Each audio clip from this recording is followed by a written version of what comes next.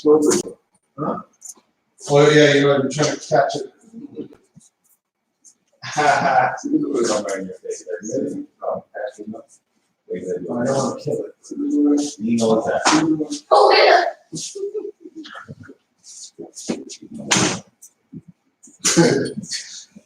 That was laughing.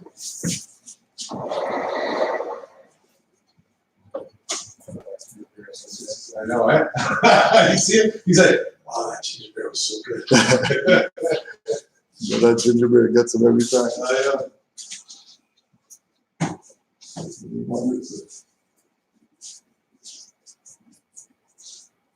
Not too smart, are you, Fly?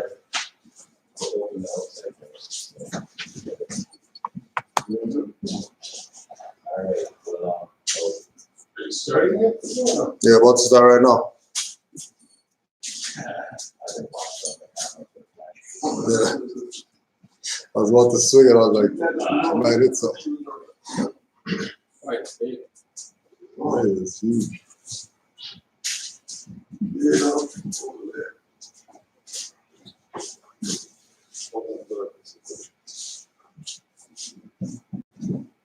Islam was. You made it up there? Oh, he's right there. It's right there. He's just chilling. Please, Morris. We'll just start it up.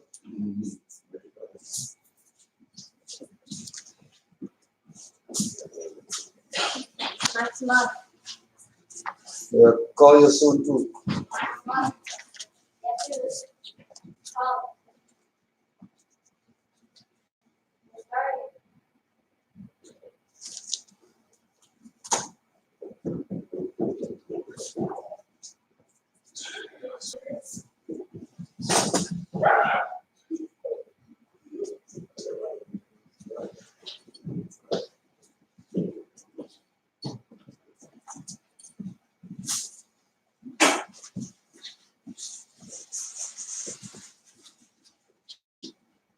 Father left on the right. Allah, Father of the universe. Allah, Father of the universe. Father of love. Father of love. Truth. Truth. Peace. Peace. Freedom. Freedom. And justice. And justice. Allah is my protector. Allah is my protector. My guide. My guide. And my salvation. And my salvation. By night. By night. And by day. And by day. Through his holy prophet. His holy prophet. Muhammad Ali. Islam.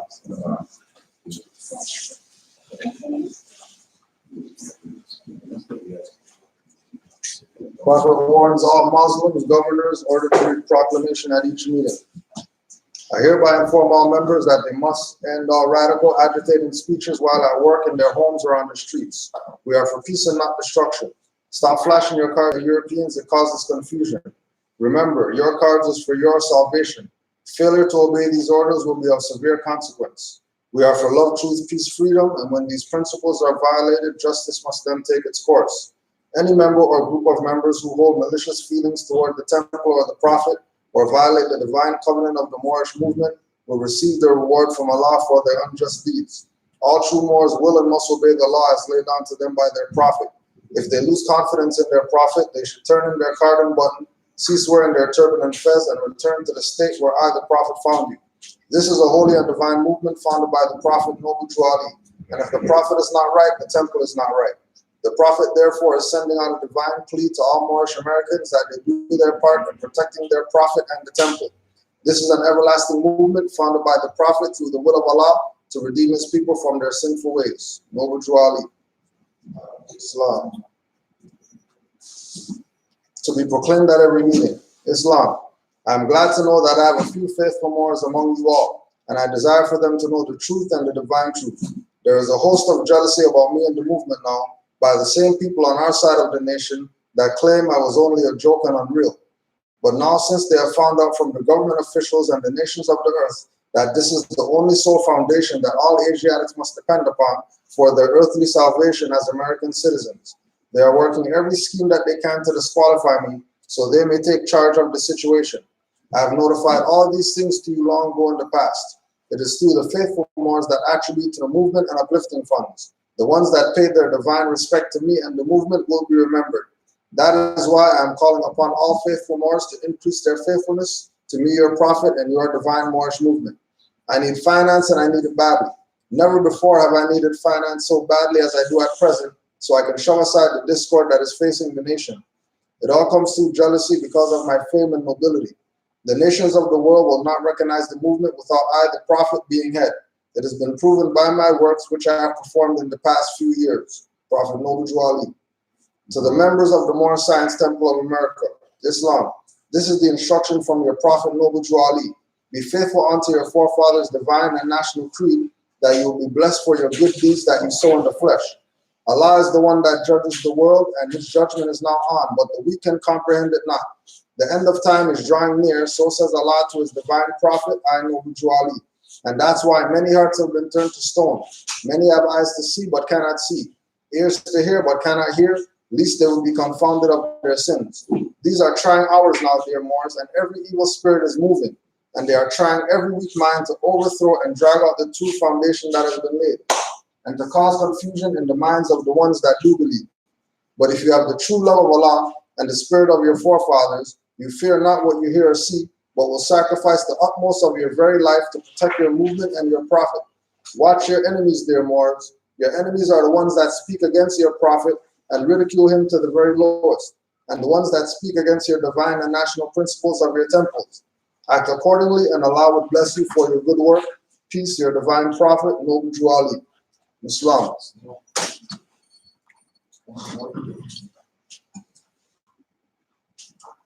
There was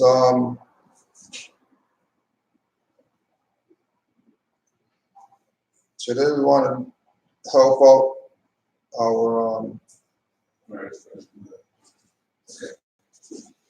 want to help out the Asiatics at Jamaica, because they're dealing with this colonial encroachment right now with regard to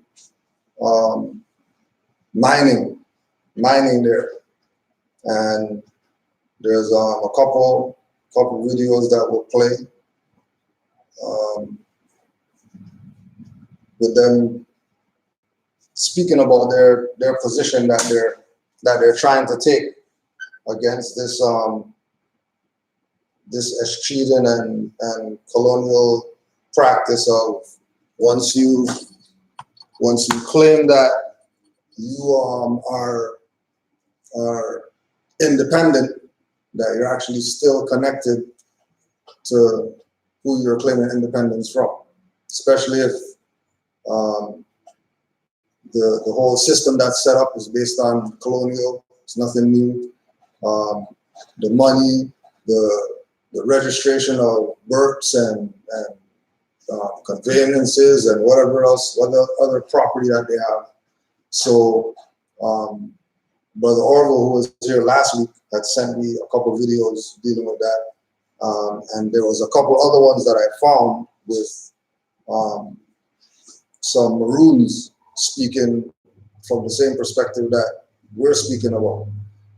And the idea that if there's people that have that perspective that we have, then obviously this work that we're doing is actually getting out to the people, and it's actually having an impact, but it's not having the impact that it should have relative to what we were talking about, more with Moors taking their places more than they had, especially now that this thing's going on. When we look at, for example, with Hawaii, and those Moors over there waking up because of them trying to build a telescope, and they're like, we're not even having that. That's our ancestral estate. So, and also too, we wanted to, because we didn't get anybody's thoughts, but I know Omar had some thoughts with regard to the Trudeau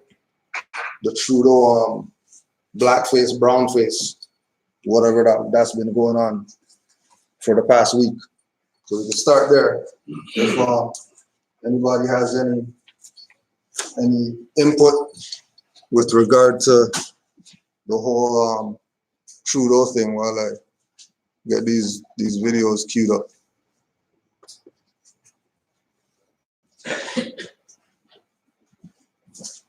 seen that for the first time. The first person to remind me of was most Yeah, because of the turban with the feather. Yeah, the turban with the feather. Yeah. I have this kind of perspective of, I say to Kudu that really this is another shock test. They are seeing where the people are at, in the perspective that Trudeau's really paying homage to us. And in fact, he's probably signaling the rest of the world that he is in line with the true and divine lineage of doing that. Of course, what it is it plays two-pronged, has a two-sided sort of effect. It sort of allows, or it sort of is a litmus test to see where the people are at. Mm-hmm. And the perspective that they're seeing as if he is sort of making fun of us. But I thought to myself, if you are the king, when would you be dressing up like the slave? Right. That would be happening.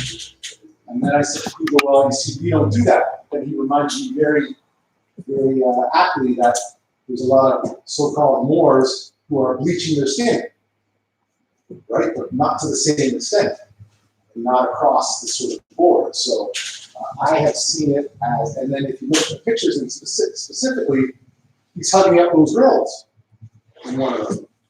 So to me, and they're smiling. They've got great big smiles. So really, what he's doing is he's paying homage to us. He's acknowledging, he was acknowledging to the rest of the world at that time. But he wasn't even acknowledging to the rest of the world. He was just on the science. And the science is that the Moors created everything. So who else is he going to dress up like? He's going to dress up like the kings and queens. Yeah. But to keep the, you can leave that one. But to keep the thinking, but to keep the sort of facade going, what you've done is you've created the same thing that is really acknowledging our greatness. And in fact, it's thinking now, really, it would be detrimental, or it would seem caustic or toxic to the black people. If the black people are living outside of themselves, and they're actually angry because from a perspective that they're seeing it as if somehow it's making fun of them. And in fact, it is, if you think about it. Because we're calling ourselves black. And therefore, we're outside of the family. So if you think about it, it's a very sublime, very sublime sort of activity, or sort of, activity. So that's how I see that. And then I thought to myself, really, when we're talking about him being brown face, that's kind of a joke too, in the perspective that now we've got brown face. So really, probably he's really playing homage to the Hindustanis. Right. On that level. Yeah. Thanks a lot. Complex reactions emerge from Trudeau's blackface photos, right? So, because they're going back and forth with the brown face, blackface. By Ed Tubb and Gilbert Gable. It was the second photo that particularly shocks Yuvraj Singh. The one in which Justin Trudeau is grinning beneath full dark makeup, his arms around two men who, like him, are wearing turbans. I feel like that picture is making fun of my culture, Singh says, speaking outside the Gurdwara Dasmesh Dabar Temple in the riding of Brampton East. At nearby Castlebrook Secondary School, 17-year-old Anushka Arora wants to know why the Liberal leader kept it a secret, why he couldn't use his own past to lead a discussion on racism. He should have taken ownership, she says. For Janoy Walker, a student at York University in the riding of Humber River, Black Creek, there's one question that lingers. Why did he think this was a good idea? Across the GTA on Thursday, people of color told the Star how they would react if in fact the most powerful politician chose to wear blackface makeup. Between now and election day, the Star is looking at how local issues are shaping the campaign, and although those photos did not happen locally, the anger, disappointment, and confusion they caused emphatically did. According to the 2016 census, slightly fewer than half of GTA residents identify as visible minorities, more than a majority in the cities of Toronto, Ajax, Mississauga, Brampton, Richmond Hill, and Markham.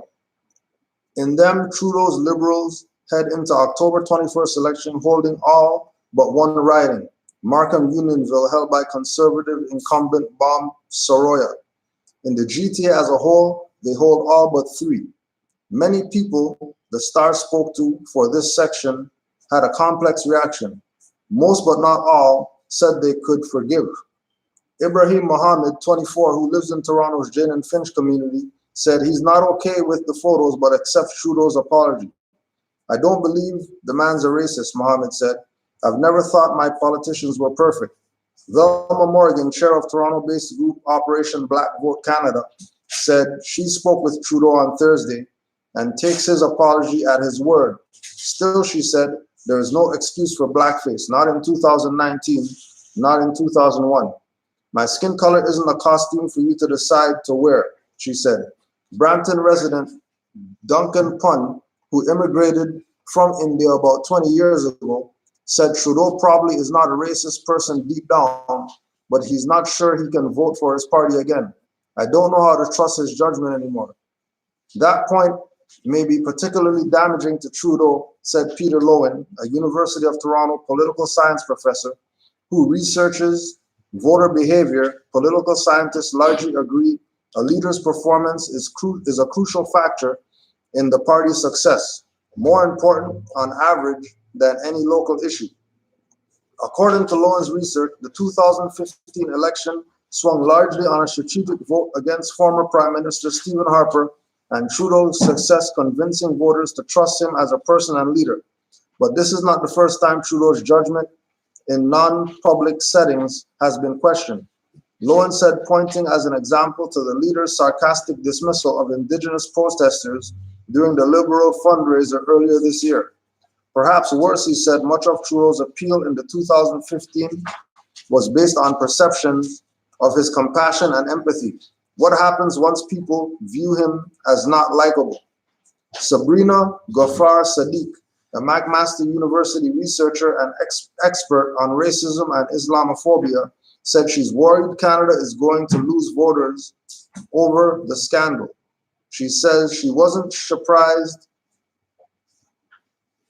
She says she wasn't surprised to learn a prominent white politician had hid a racist act from his past, but the fact that the leader is liberal, friendly, and popular among people of color hurts. Trudeau's apology is a really good opportunity to confront structural racism in Canada.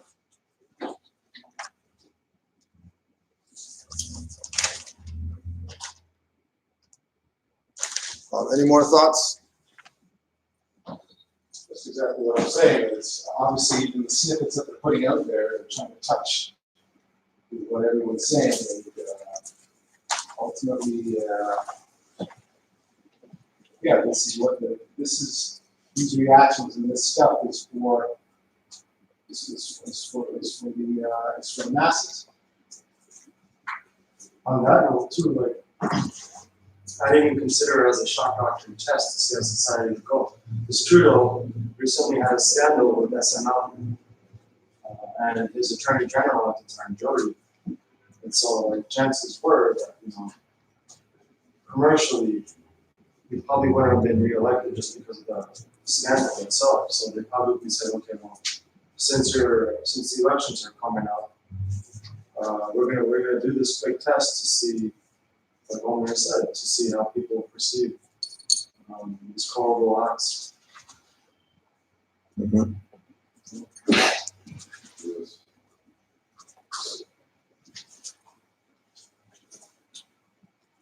And then also too, again, with regard to what we were saying, that the whole bleaching the whole bleaching thing is a permanent version of the whiteface that nobody's complaining about. When they do, all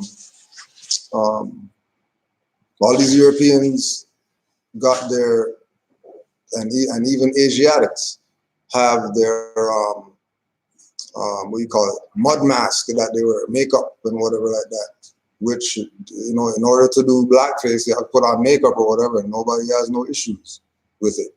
Don't they call that normal? Yeah, right. Right. So, you know, yeah, definitely, they're playing shock test with the people, and you know, obviously they know that the people are in the same situation that they were in the 60s, same situation in the 40s, 30s, going back to slave times. That, you know, anything that happens that seems to be, you know, discriminatory toward people of color, they're gonna get mad and they're gonna get angry at that, but they're never ever gonna tackle the real issues of as to why these things are happening.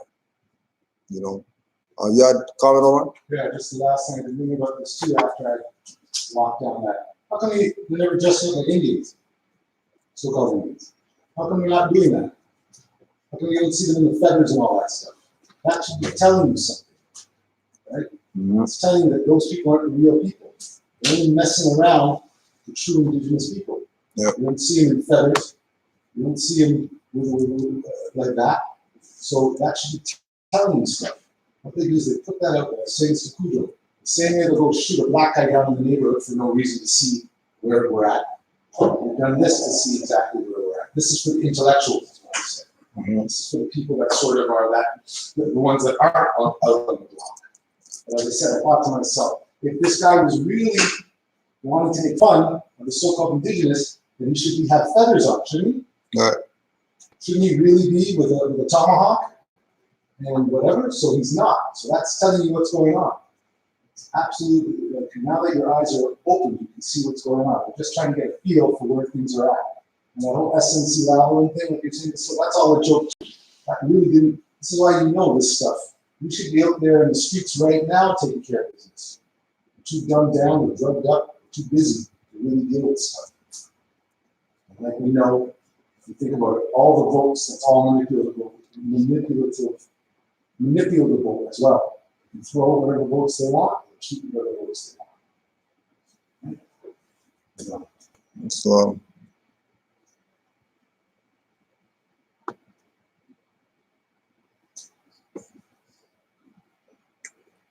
so we're just gonna listen to Queen Africa dealing with this this mining issue going on right now. We also want people to keep in mind, if you haven't yet,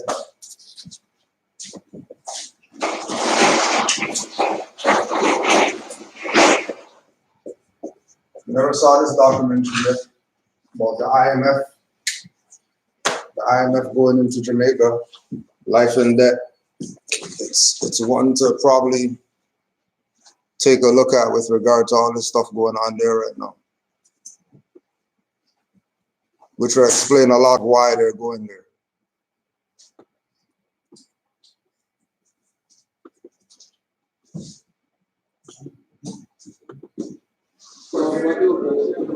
What we want to achieve as people is to have a consensus between the government, the opposition, the private sector, all the stakeholders who are now reaping the benefits of Jamaican people.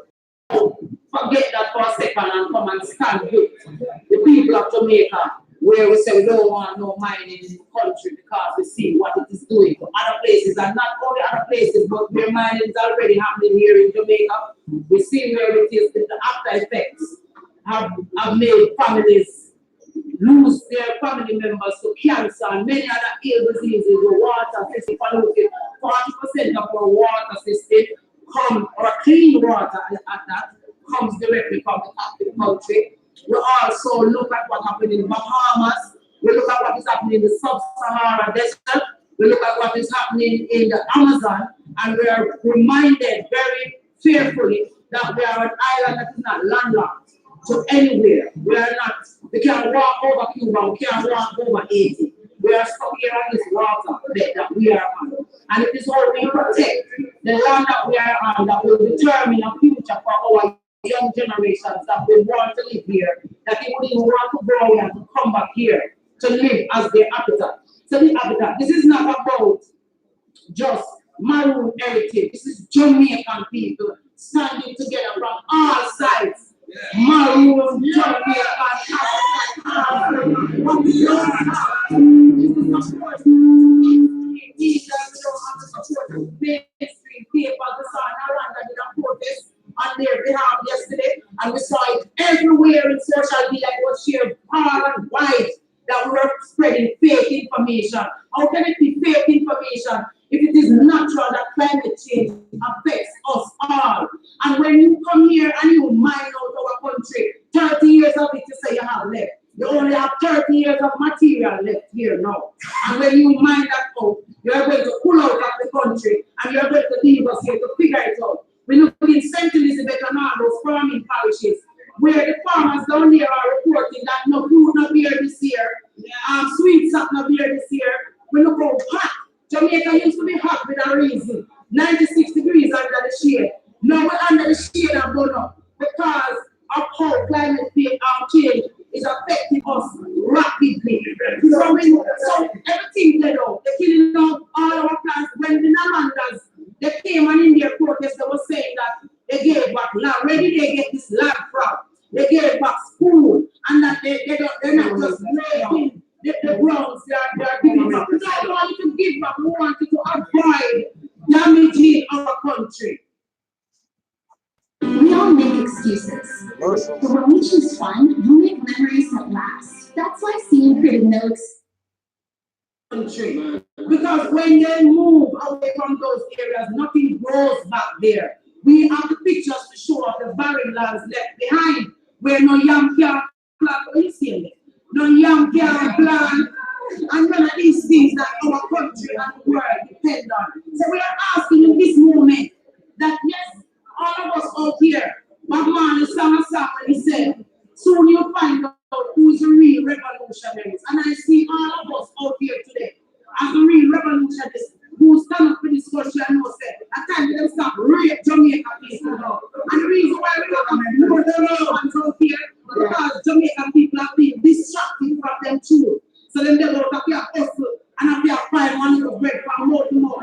Remember me tell you, say, all Jamaicans are on board with no mining. And we're asking,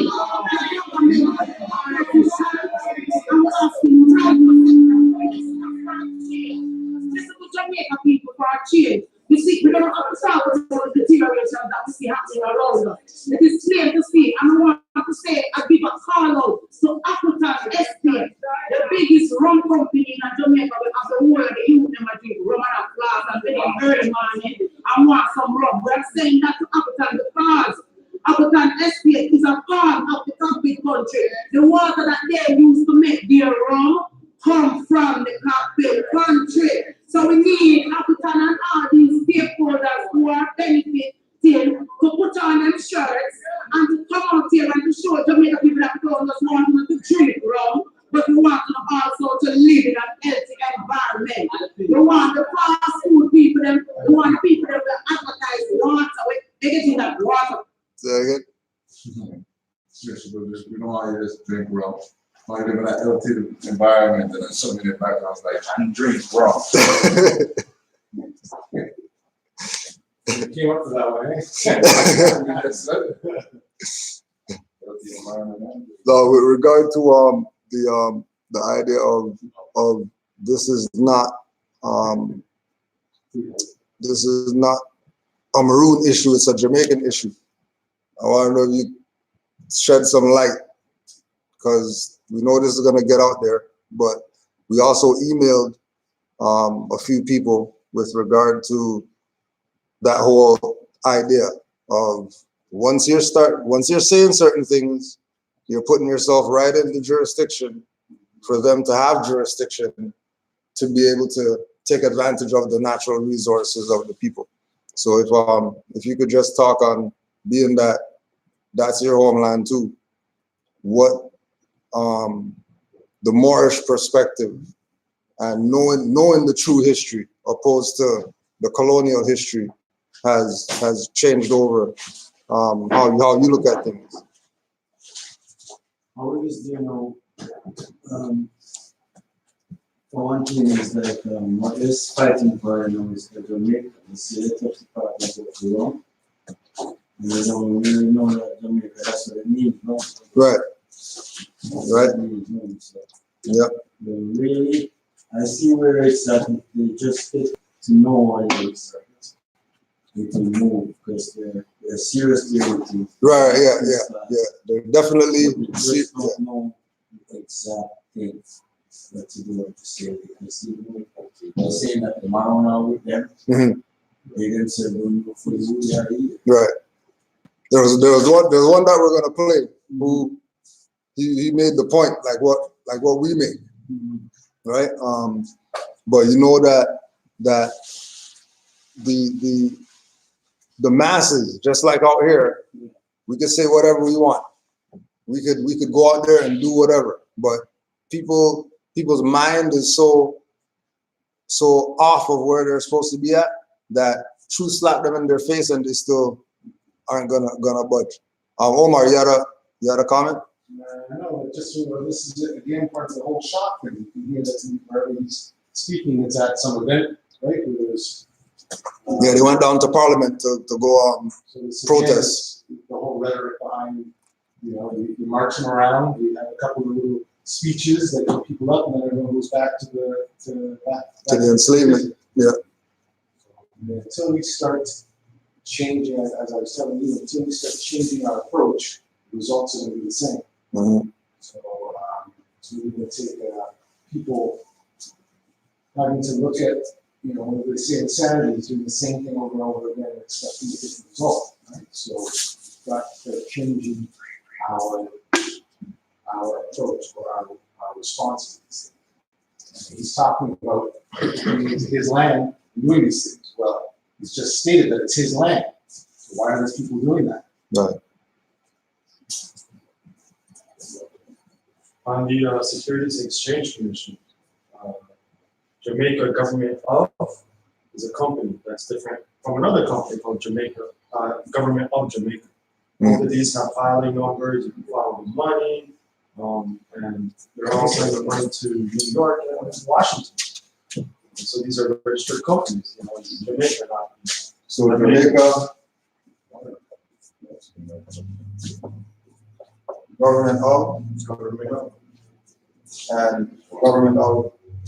So that would be 5 zeros for the first one. Yeah, 53078. And for the second one, government of, that's 3 zeros. 1162. 39.5. 63 or 62? 63. Sure. So that's U.S. Securities and Exchange. That's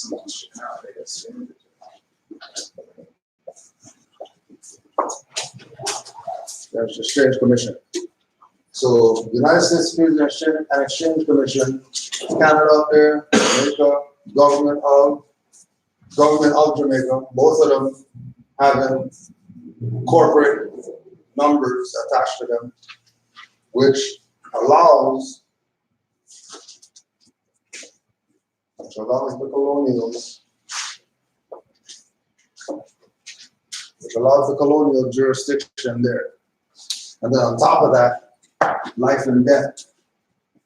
The debt that these people owe to the IMF right now is an amount where they didn't start paying on anything yet. But I thought about all that.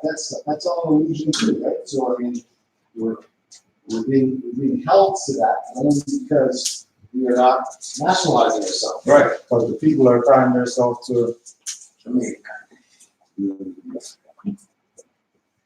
being a corpse. The whole debt thing is an illusion, right? I am not this. You have the book on you? Yeah.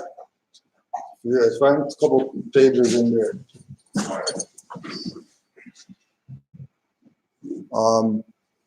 Now this, just to counteract that and to speak on behalf of where we're at,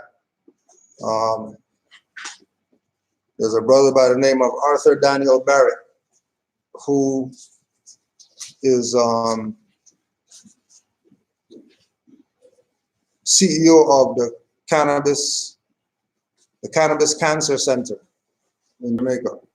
And their position is that that place should be used as like the cannabis capital of the world or whatever, because they have the best soil to grow it, they got the best sun to grow it, the best CBD oil or whatever is coming from there and all that. The amount of people that they healed already just with using CBD oil. They have all these different people going there to go get healed or whatever, using cannabis oil, get treated or whatever.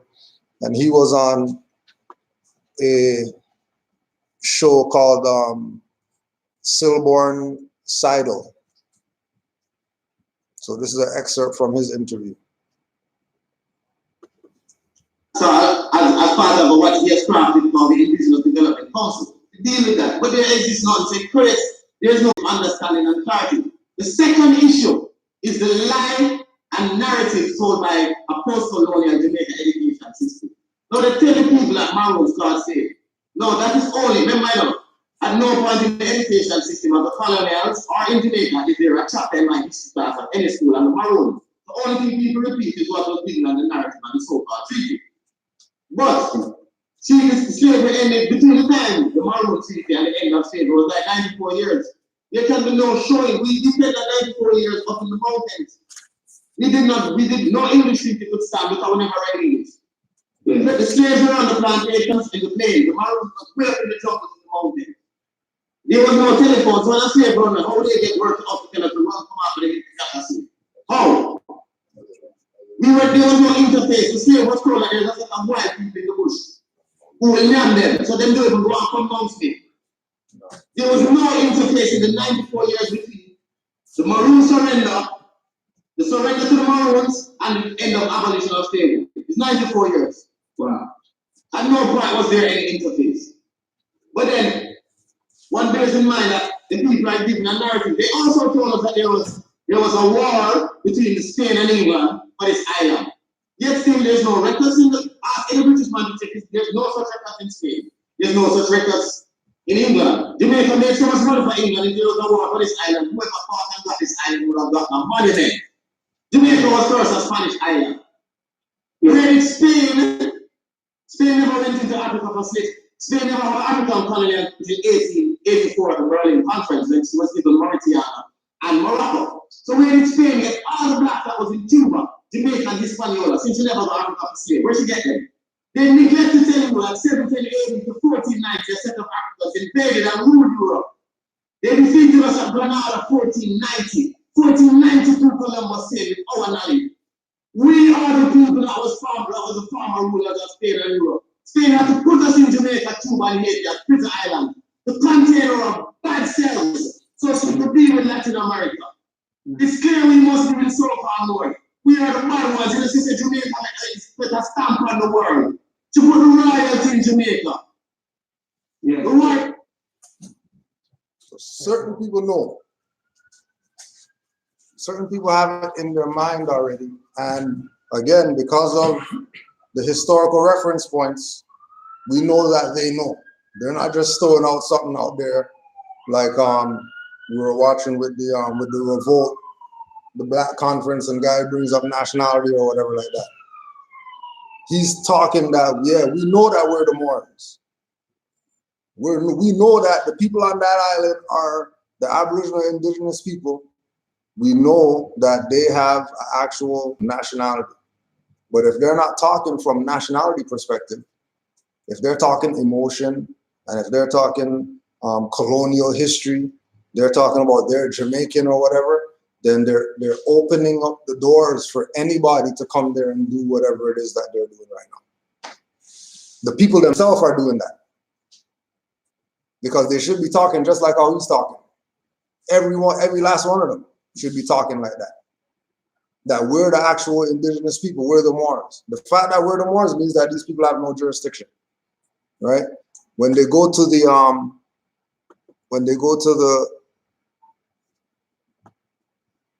the treaty, the fourth article of the treaty between the British and the Maroons. Fourthly, that they shall have liberty to plant the said lands with coffee, cocoa, ginger, tobacco, cotton, breed cattle, hogs, goats, or any other flock, dispose of the produce, increase of the said commodities to the inhabitants of the island, provided always that when they bring the said commodities to market, they shall apply first to customs or any other magistrate of the respective parishes where they expose their goods to sale for a license to vend the same. So the people themselves, in order to have that liberty, they have to be considered or classified as their Maroons in order to be able to do certain things. Right? They have to be tied to that. Now, if they don't want to claim that they're that, then it's IMF that they have to deal with. That's just what it is. And this goes down to all the islands, because none of those islands are in so-called what they call West Indies. None of those islands are so-called in whatever Caribbean or whatever. All that is Atlantis Islands. All those islands are Atlantis. All of them. And if those islands are Atlantis, then what she was talking about, that they're not landlocked, is an illusion. Because it takes you, 4 hours, 5 hours by plane to get from the mainland to out there, means that you're not landlocked. Because if those islands weren't landlocked, then they'd be floating out in the Atlantic somewhere. So they have to be connected to something in order to be stationary where they're at. Right? And again, it goes back to the thing of this whole colonial mindset, the idea that we went to school and we were taught whatever, and then that must be what it is because we were independent now. So being that we're free now, why are you still going with the slave mindset if they're independent? Being independent should have mean that you're starting to go back to the treaty, right? Third article, that they shall enjoy and possess for themselves and posterity forever all the lands situate and lying between Trelawney Town and the cockpits to the amount of 1,500 acres, bearing northwest from the said Trelawney Town. So the same cockpits that these people are going in to go mine is in the Maroon Treaty, but then if the people aren't calling themselves Maroons, then none of this applies to them. No different than with Moors talking about codes and ordinances or whatever, instead of talking about the Treaty of Peace and Friendship, which is supposed to keep these Europeans at bay, keep them where they're at so that they don't encroach. And the encroaching has only happened because of the language. And language creates jurisdiction. And once that jurisdiction is assumed, these colonials are moving on the assumption. They could care less about what the truth is once there's assumptions made. And all these talk about, just like Brother Basil brought up, if you say Jamaica, you're talking about Security Exchange Commission corporations. If you talk about Jamaica, you're talking about Appleton Estates, really. You're talking about rum. It's what Jamaica means, rum. Right? That's what it is. But again, if if we, I seen that in a 76 Oxford Dictionary. Yeah. It's not even like an old one. It's what I we use when we're going to school, but never pay attention to that.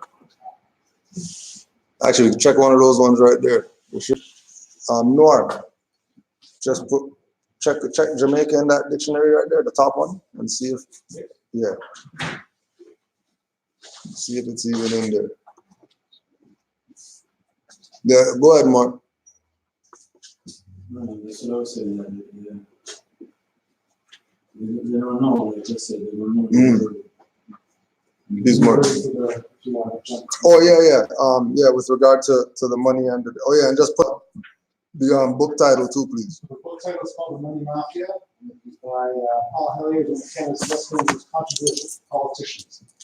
First elected in 1939 as the United Cabinet Minister, according to the Louis St. Laurent's government. He was there. He subsequently held senior posts in the government's investment person. Here in Trudeau. Who's the author again? Paul Hellyer, Hellyer.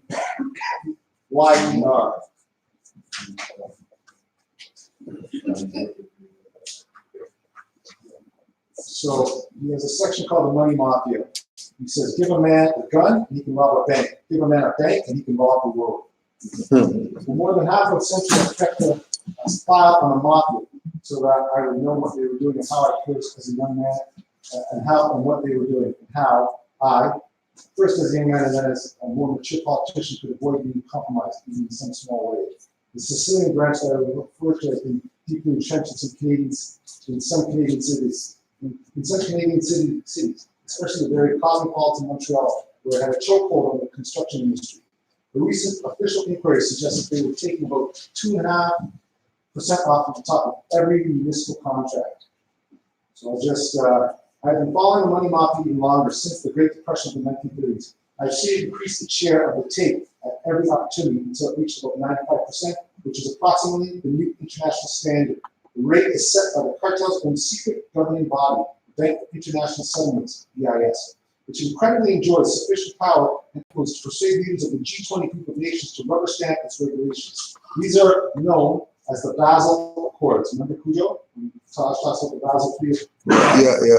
First Basel I, then Basel II, and now Basel III. The Basel III Accord says that your bank has to have about 5 cents capital invested for every dollar it lends to you. That should catch your attention right away. How in heaven's name can your bank lend you $1 if it only has 5 cents capital for every dollar it lends? The answer is that it is actually lending you money because it doesn't have that much money. It's lending you its credit that it converts into bank deposits, which has become a universally accepted substitute for legal tender money. When you repay the loan, however, you have to give the bank $1 worth 100 cents plus interest. If this sounds like some kind of racket, a giant Ponzi scheme, bigger and more lucrative than any other in history, that would be right. It's a con job unlike any other. Consider, okay, so then fast forward. And then I'm going to go to what money is. History records that there have been many kinds of money. Gold, silver, copper, iron coins were the long-time favorites, but there have been many substitutes to meet individual circumstances. The long list includes items as varied as seashells, wampum, beads, in quotes, cattle, and even playing cards. When the French intendant in New France, now Quebec, Canada, was short of coins because the King of France had failed to send enough money to pay the troops, he cut ordinary playing cards in 4 and used them as currency. The system worked well until he cut too many of them and their value fell. This was an early lesson of inflationary risk of increasing the money supply faster than the increase in goods and services available to meet the value. Sometimes these forms of money become inadequate to facilitate the rate of growth in commerce, so paper money became a deviation. From the time-honored dual system of metallic coins and barter, this appears to have occurred in China, where they invented fei qi yin, fly money, which they used in a similar way to our bank drafts to send money from one place to another during the Tang Dynasty, 1618. So then he goes on, I'm just jumping around. So the system works this way. Suppose that you want to borrow $35,000 to buy a new car. You visit your friendly banker and ask for a loan. He or she will ask you for collateral, stocks, bonds, a second mortgage on your house or your cottage. Or if you're unable to find it, it's the co-signature of a well-to-do friend or relative. When the collateral requirement is satisfied, you'll be asked to sign a note for the principal amount with an agreed rate of interest. When the paperwork is complete and the note signed, Your banker will make an entry on the bank's computer, and presto, $35,000 credit will appear in your account that you can use to buy your car. The important point is that seconds earlier, that money did not exist. So that speaks to what you're saying, that it's the signature Right. that makes the money. It was created out of thin air, so to speak. Okay? This makes a lie the biggest myth in banking, i.e. that the money you borrow today is money that someone else deposited yesterday or a few days ago. That is technically possible, but the probability is so minute that it can be dismissed. It's profitable for the banks to be fully lent, so the odds are that the money created to your account is created especially for you. It is in fact only virtual money, nothing but a computer entry. A very dramatic example of the banks raking in most of the checks can be seen in the house building business in which I was involved in the 1950s and early 1960s. Most builders have to borrow from their banks when starting a new house. The physical process involves miners going underground to obtain metals from the hardware and plumbing, brickmakers tending the ovens to provide a nice variety of colors and textures for the exterior walls, foresters cutting the trees to make the lumber, and carpenters building the shell, and so on. These tradesmen provide the long hours that accept the personal risk of making the miracle happen. At the other end of the scale, what do the banks do? Computer entry. But who owns the house? The bank, of course. If the builder can find a buyer willing to pay the amount of the bank loan, the amount of the bank loan with a little left over, he will have made a modest profit. If not, and the loss of currency is to cough up the difference at his own expense. In either case, the odds are that the buyers will need a mortgage for the major part of the purchase price, so the bank will have a new debtor from who to collect principal and interest. The banker's system of money creation is one of double entry bookkeeping. Your note becomes an asset on the bank's books, and the new money that is deposited to your account a liability. The profit for the bank comes from the difference between the low rate of interest that you paid on your deposit if you didn't spend the borrowed money immediately, and the much higher rate that you'd be obliged to pay on your note. The technical term is the spread. When you repay the loan either voluntarily or in the event the bank demands repayment, the money is extinguished and disappears into the ether from whence it came. That just shows you exactly where it is. And then I'm going to fast forward now to the Fed. The Federal Reserve private banks are one of the most corrupt institutions the world has ever seen. This is Senator Louis McFadden, for 22 years chairman of the U.S. Banking and Currency Commission. The Fed, as you may not know, but night guest from the case with which it rides to our rescue of the big New York banks when they are in trouble, was the brainchild of the barons of Wall Street, taking lead from the memoirs of John D. Rockefeller Sr., who loudly proclaimed that he didn't like competition, and proved the validity of his thesis by buying up or making deals with his competitors. The heads of the New York's most powerful banks concluded that genuine competition is not profitable policy, so they decided to do something about it.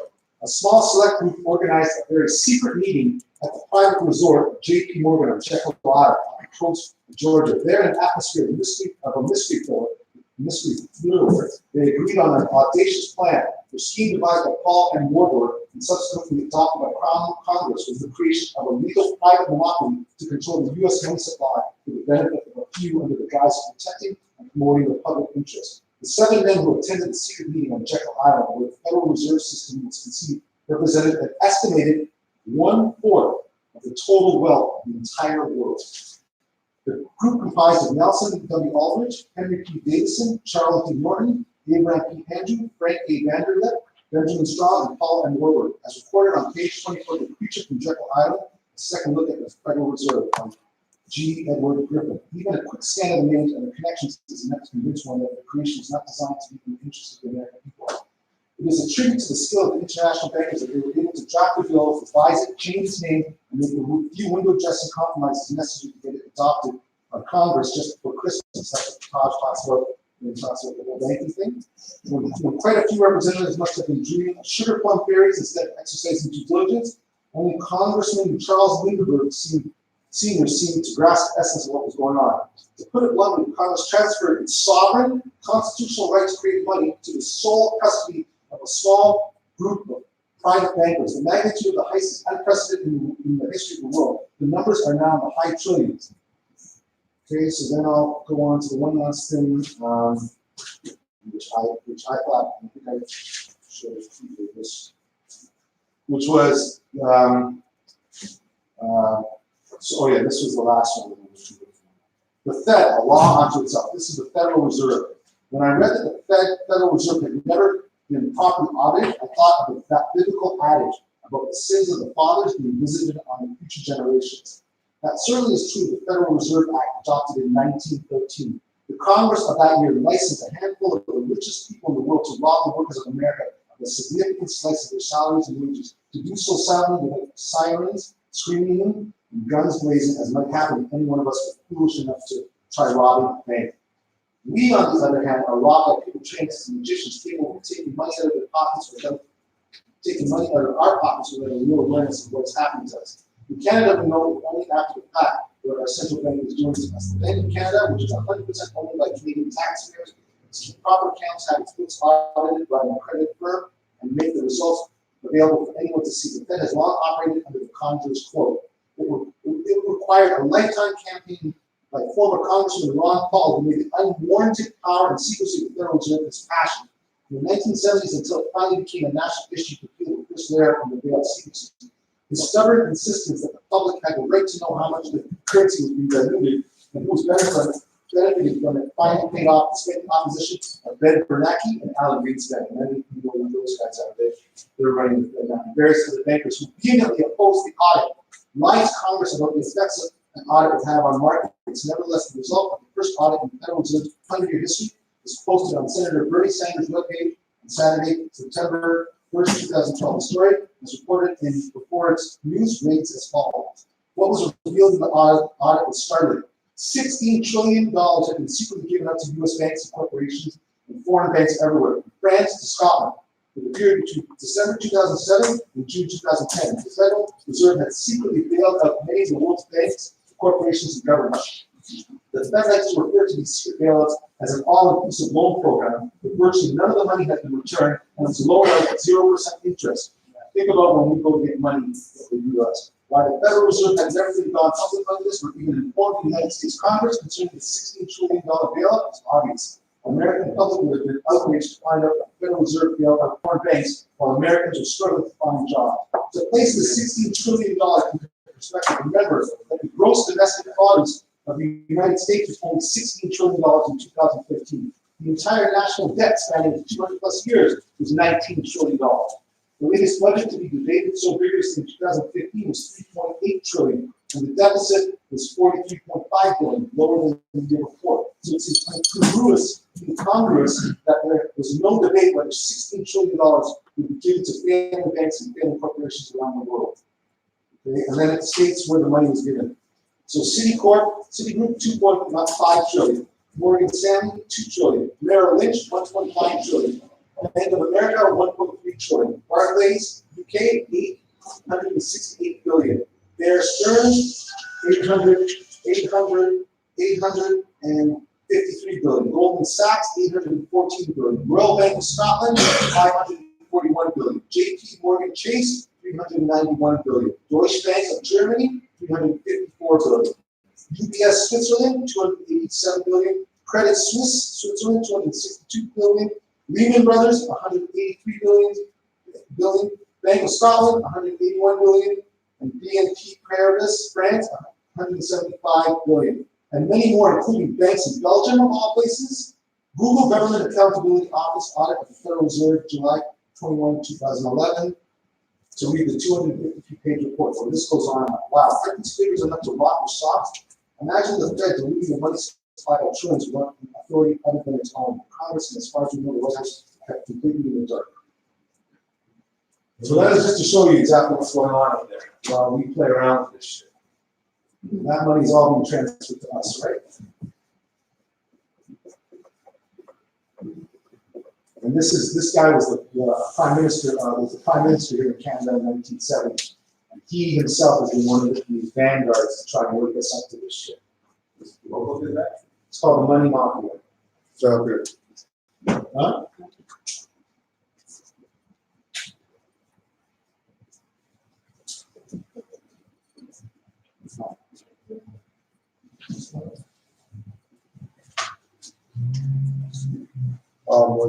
Was there anything in there about? It wasn't Jamaica alone, it just said Jam, and then it said abbreviated Jamaica. Before he reads that, I just found something. I'm just showing you about Jamaica. Right? So it says, are Jamaicans originally African? It says Afro-Jamaican, quote unquote, Black Jamaicans are Jamaicans of Black African descent. The first Africans that were brought came out in 1513 from the Iberian Peninsula. What date was that? 1513.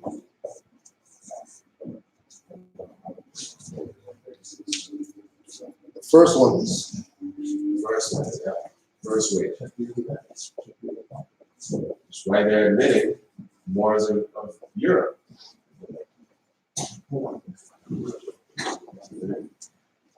When they were defeated, they were ousted. So Yeah.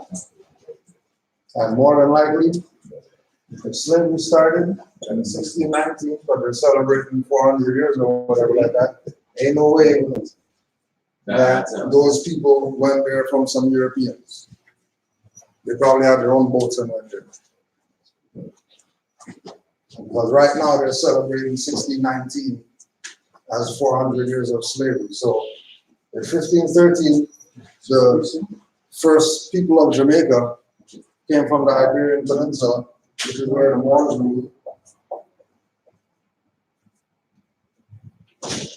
Then those people obviously went there because they knew that they had an empire, they had the maps, and they didn't have to stay where we felt. And then also too, they have boats or whatever.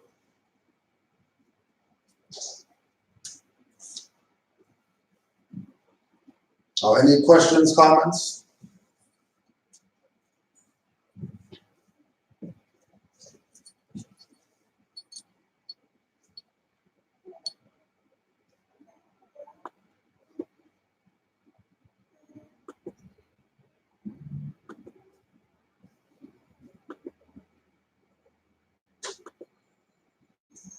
From to advertising, but we wanted to be on board with the people and come say, yes, Jamaican people, we love you, we have your concerned heart, and we feel your pain. We're not going to go ahead with the mining. The Prime Minister told us in his meeting that that is the reason why he withdrew from doing the Boat Island, because he did a tour over there with his children, and what he saw, he was prompted to withdraw from it. I would love for him to take his sons as well down to the practice country and look at what's happening there and make decisions to say, all right, we're going to find alternative measures. We're going to ease out of mining in Jamaica. And how we're going to do that? We're going to show the people that there are better alternatives. I said it earlier, Costa Rica is right now showing $1.7 billion yearly just from teacher tourism. And that's just one aspect of being out here in Jamaica. The lushness of the Maroon country, the practice country is bar none. Just the state science. This is Tim. This is what he sells. This is how he gets paid. This is Tim. Can't even break it down to understand it. So say, don't laugh at us and make it look like they're going to try to think what it's not over. Recognize your seed so and we are standing in the strength of our country. We don't want to lead the pick out the little wisdom, sensationalism. We want them to report fear that people came out to support what is our nationality. And Jamaicans represented here, but we have Maroons, we have artists, we have Christians, we have Rasta, we have young people, we have like things. But this one is not alive. This government today is not alive. No government, no PNP, no TNP. This is Jamaica. And we are forming an alliance with Jamaica people. So we're no longer going to make the best practice to see them protest because they're today not parliament. But we have to stand up over here, so because at the end of the day, we want to know it's a peaceful issue, not me, nothing. It's a mess, but we don't fight out, we don't complain. But long man, I'm the when the things go and take up machine. I will go and take up now and tell you where we are going down there. And so everybody can be a company.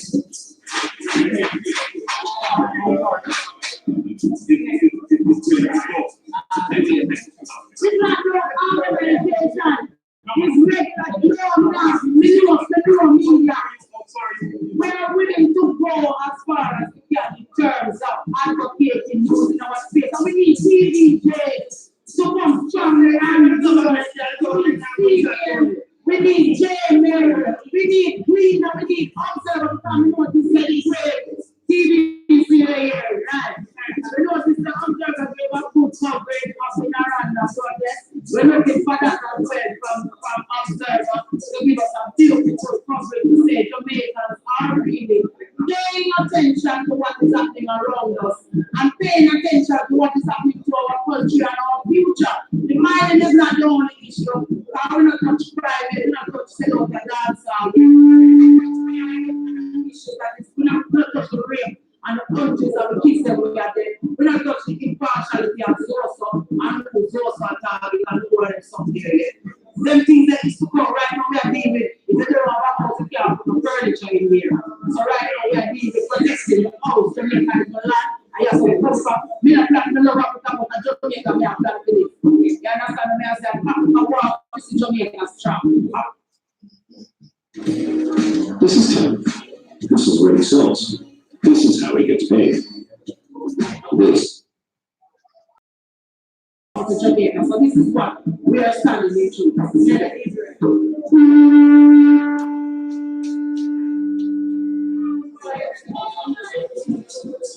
said, not aligning, not political. I said, Jamaica once and for all, our people, our country, stakeholders, private sector, government, opposition, all stakeholders. We need everyone on board because the sub-Saharan desert is burning at a rocket speed.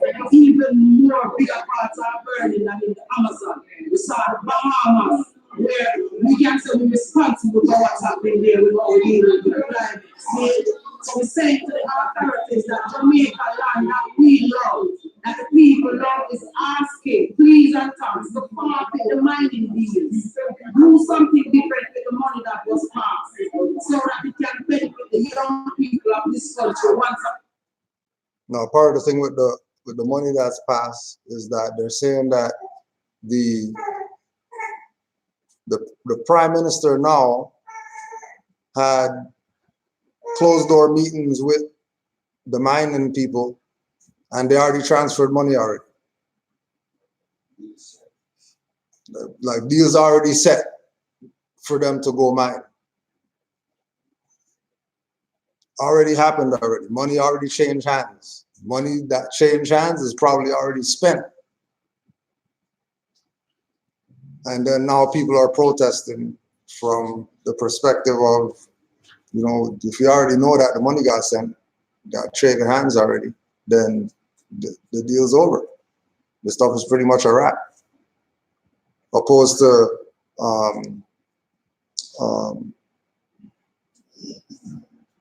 Hawaii with the telescope, where nothing happened yet. They were trying to go in and try to get in there to just put the telescope, and the people were like, no, you're not building here until you talk with the indigenous people here. Right? Two different perspectives. Omar. Just talking about it because this, I think, all comes back to the days when I think it was Edward Seaga. The fact that when they were in trouble, they went to the IMF. Right. And the IMF, which this is the other part that he says that the IMF, he says, does more harm than good. It's almost always pushes austerity measures that result in brutal fall in standard of living, and it's supposed to increase unemployment and poverty. Furthermore, for the IMF, it's always blind to the consequences of its decisions. And basically, what he's saying is that anytime you basically they create an environment where you have to borrow money from them, and then once you borrow money from them, part of the agreement of borrowing money is that you open up their markets to the Americans, and then basically shut down the sovereign markets, the sovereign sort of businesses. Right. So this is probably a continuation of that. Right. And because you're never able to pay off the principal, you're always in this cycle in the cycle, and this is a continuation of that, obviously. Yeah. So, and then going back to the thing with what you were reading earlier, that the banks are getting the loans at 0% interest. right, and the banks are all coming up, and remember, there is no money anyway. Yeah, yeah. I'm not even giving you money to anyone, right? It's all. It's all bookkeeping. And then what they're doing is they're actually putting that so-called illusionary debt onto the American taxpayers, which seem to have nothing, so-called American on the continental U.S.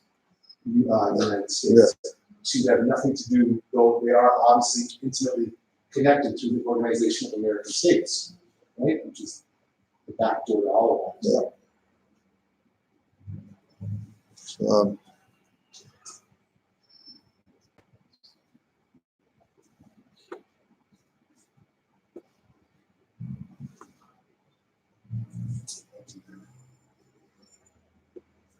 Any questions, comments?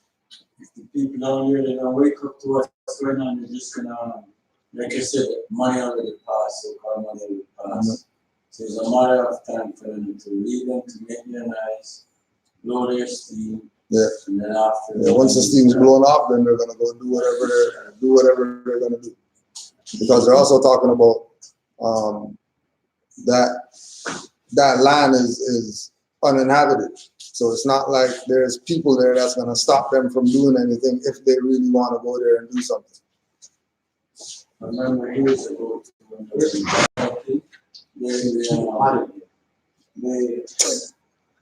they told the people more was close to the area, you're going to be the first one to get jobs. None of those people. Right, exactly. Exactly. But even in that, that shows the outline of where that conflict belongs. There's variation where they cut it down. Yeah. Yeah.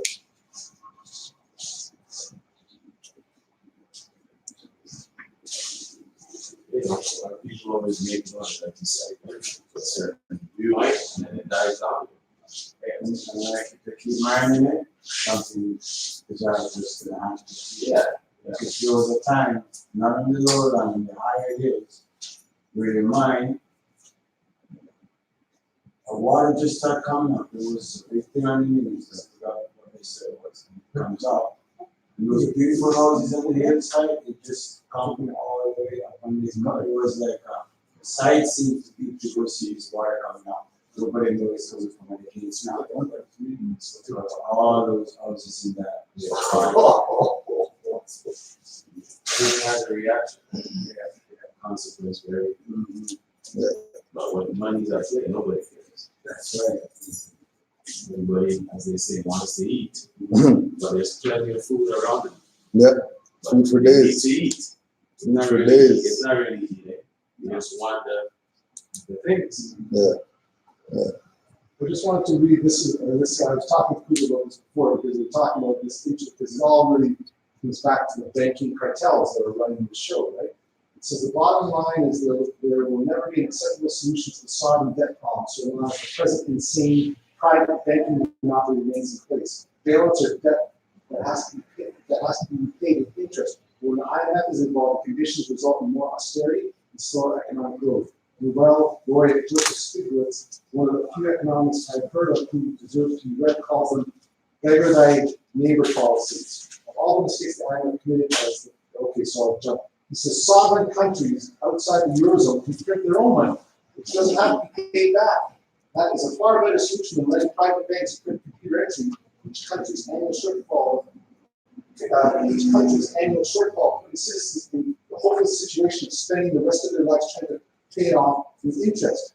What the world needs now is not a reformed IMF, even if that were possible. It needs a massive relief from unsustainable debt. Certainly does not need an IMF whose principal function is to pass the tin cup for needy banks and financial institutions. The time has come for a clean start without the IMF, and without any of the conditions it has imposed on the post of the poor. In addition, all its outstanding loans should be forgiven and written off. Some countries at least can be a small nudge back along the road to prosperity.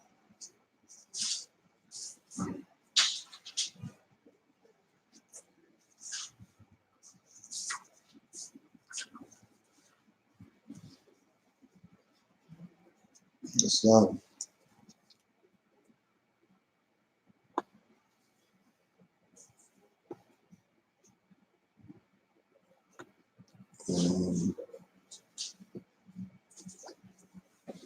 Any other questions or comments? Even if not relative to this, let's open any other questions. What's supposed to be the what this was a Jamaican. When you read this stuff? Oh, what, that Jamaica in there? Yeah. Yeah, sure, might as well put it out there.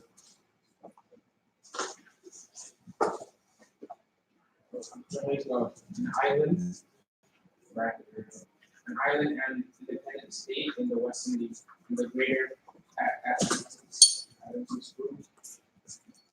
This was a pack of ancient people, mainly African origin, and says a lot of and Buffalo region.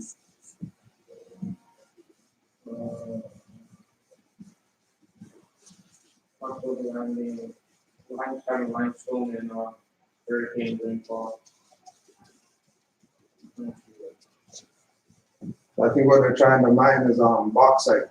Mm-hmm. Yeah, And limestone. The island was discovered in 1494 by Columbus and was ruled 1509 to 1655 by the Spaniards, who virtually exterminated the Arawaks, the original inhabitants. African slaves were imported.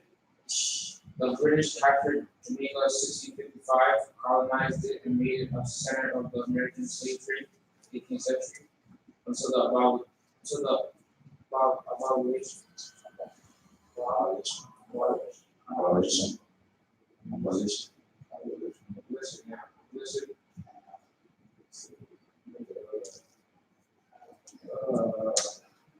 Abolition of slavery in 1833 by the British in the West Indies. It was made a British Crown colony in 1866, attained and rendered of the self-government, and under Norman Nationality and the first Prime Minister, Sir Alexander was dominating. They became an independent state within the Commonwealth. However, Manly's pledge to the Federation of the West Indies was opposed by Socio-Political, and when the cause of the succession was, and when the succession was, the Federation merit of this key member was doomed.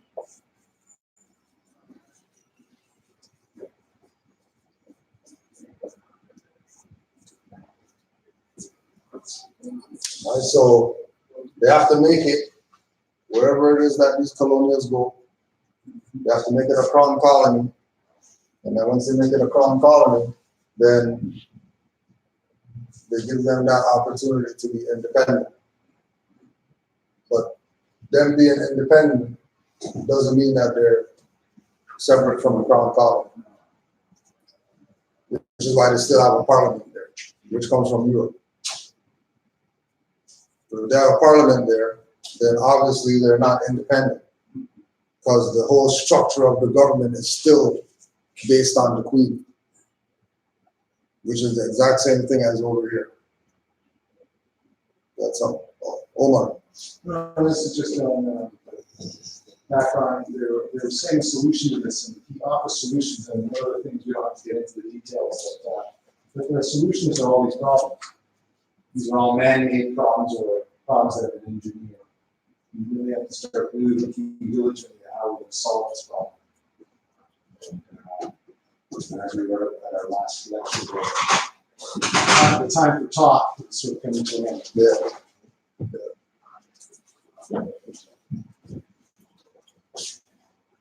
You want to do your stuff that went on?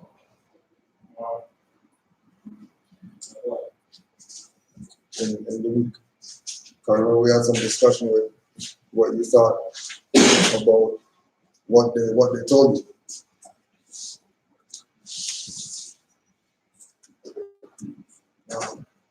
From what I'm seeing is like they're aware of it, I guess, to a certain extent.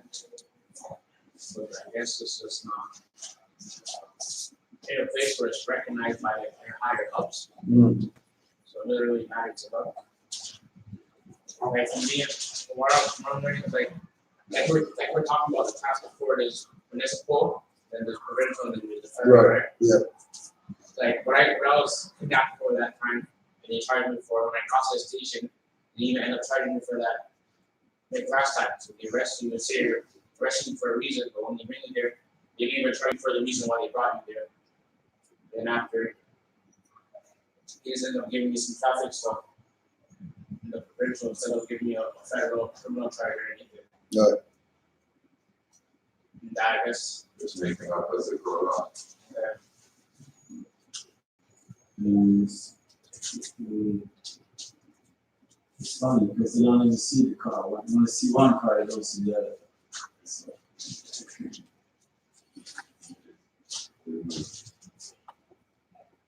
the both are very happy. They really, and then I actually call them. So you walk up over there, so you don't even know where the other car is. Each other.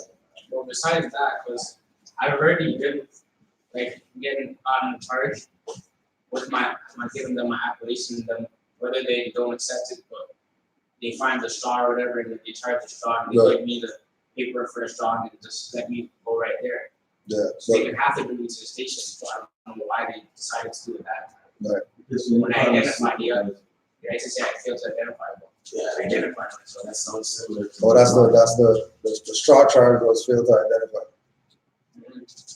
and the reason that they brought me to the station was for the stuff or failed to identify. Right. Like last time, I told them I already dealt with this with Rick before. You get this, whatever, I'll say that, give me whatever name you have there, give me the tickets now, so you guys can You put. know, you should have told me that they have, it's funny how we all experience. Similar. That sounds like when the OPP started, right? And the same thing where, in the head of it all, when, well, they say they don't have a supervisor, they have a sergeant. Right? So, I called my empress, told my empress to call OPP headquarters and tell them that they have a competent officer here who's threatening my life, right, and failing to follow the law and his oath.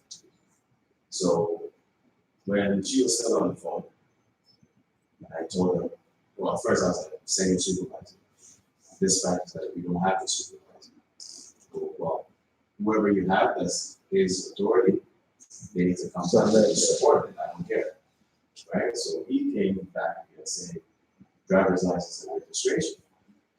And I gave him my orange papers, ID, everything.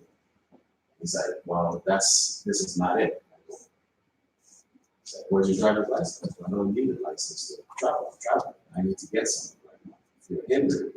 So long story short, that went on for a bit. He decided then to call his head office and he's saying exactly what you're saying. I'm failing to identify. So I raised my voice and said in there that I've called, and this officer is very incompetent because I haven't failed to identify. I've given him my information along with identification, proper identification to show who I am.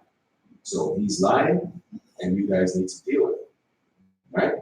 So he left, went to his car, did whatever. Long story short, started the game. All it was for me to assume the straw and become the straw. So I told him, you have jurisdiction over the straw. That's where you're part of that. So citing the straw, and we can all be on our way. You know what he told me? Why don't you just be the straw? Right? And I go, that's the instrument. What's an instrument? It's the question you put back to me. So I laughed. I go, you're seriously telling me you're around your subordinates. You're supposed to be the head of them. You don't know what a straw or instrument is? Right? And that's when he goes, just be who your place and everything says you are, so we can all be on our way. And I go, assume position. Yeah, so I go, well, that's not me. Do what you need to do so we can all be on our way. Charge that straw, charge that instrument. They went, and that's when I was also telling them I needed to use the washroom. So they escorted me, literally. But if it was before, I wouldn't have saw that, right? Because they threatened to tow the vehicle and all of that. I was in calm, relaxed, chilling, laughing the whole time because I knew what was going on. Right? He says, use the washroom here. And I go, what do you take me for? Why would I use the washroom here when you're hindering my travel, my ability to move, to go and relieve myself? And I go, this is threat and coercion. So if I do urinate or fecate on myself, I'm going to charge you guys. But that's it's all the threats that they use, right? Because they know what they're doing. If I come out, then they can take the vehicle, and at that point, they have me. But because I didn't comply and show them what was going on, eventually the tow truck had to leave. And when I finally got their sergeant to come, they literally turned on, there were three cruisers, one turned on the siren, cleared the way, and he told me to follow. And one followed. And he brought me right over, which is where they're trying to tell me to come into the office. And I said, no, give me the date and time of when you want me to come, and I will surely come along with members of my community. Right? Eventually, he knew, okay, this guy's competent. So they escorted me right, you know where the head office is, right? Keelan Wilson. Yeah. So they took me literally right beside there so I could use the washroom. And they did exactly what I said. Citate the straw. Again, they always have to issue a threat or authority. Make sure you come to court. I'm going to be there. You're going to be there. Right? And he goes, well, you know what you're doing here, but next time, please just take time. Not everybody is aware of what you're doing. So you need to be cognizant of that. And I go, that's not my position. To assume what they're supposed to know, they don't know. So next time, you should educate and you should carry this to your office and broadcast it to everybody else within your jurisdiction and beyond, so they are aware. Ignorance of the laws and excuse. Sorry? Ignorance of the laws and excuse. Yeah. Right? So it's all, you've heard it all before. It's you knowing what's going on and what to say, or earlier, like she said, it's all in the language. One of these guys, he was like, he's been in the 12 years and we never heard of this science. Like, technically saying we're not good enough for us, how come I never heard of this? And he said he come up there multiple times and whatever. Yes. The one, the backup that she taught, she said that he's been with drug police for 12 years and never seen this part of it. Never heard of these people. Never know no rest to travel on that. So you're not there. So if you sound like somebody who would not advocate but possibly honor to a certain degree. Right? Yeah. So that's why he's probably knows what type of nature he is too. Right now. He's got to help them out. So that's what it was. Yeah. Like if something, Or he knows that he's just playing the fool.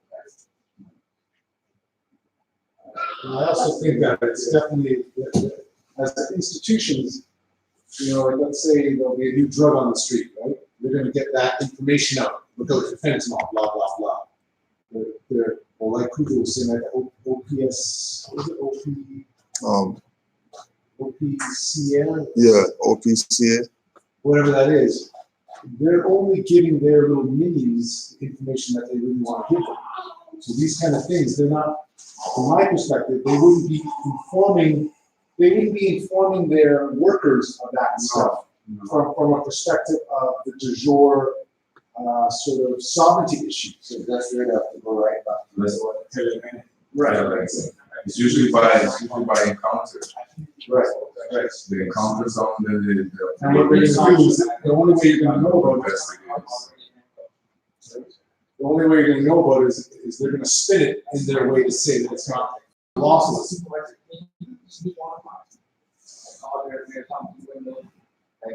Yeah, because at that point, they already had it. So she's not going to compensate it. Let it go.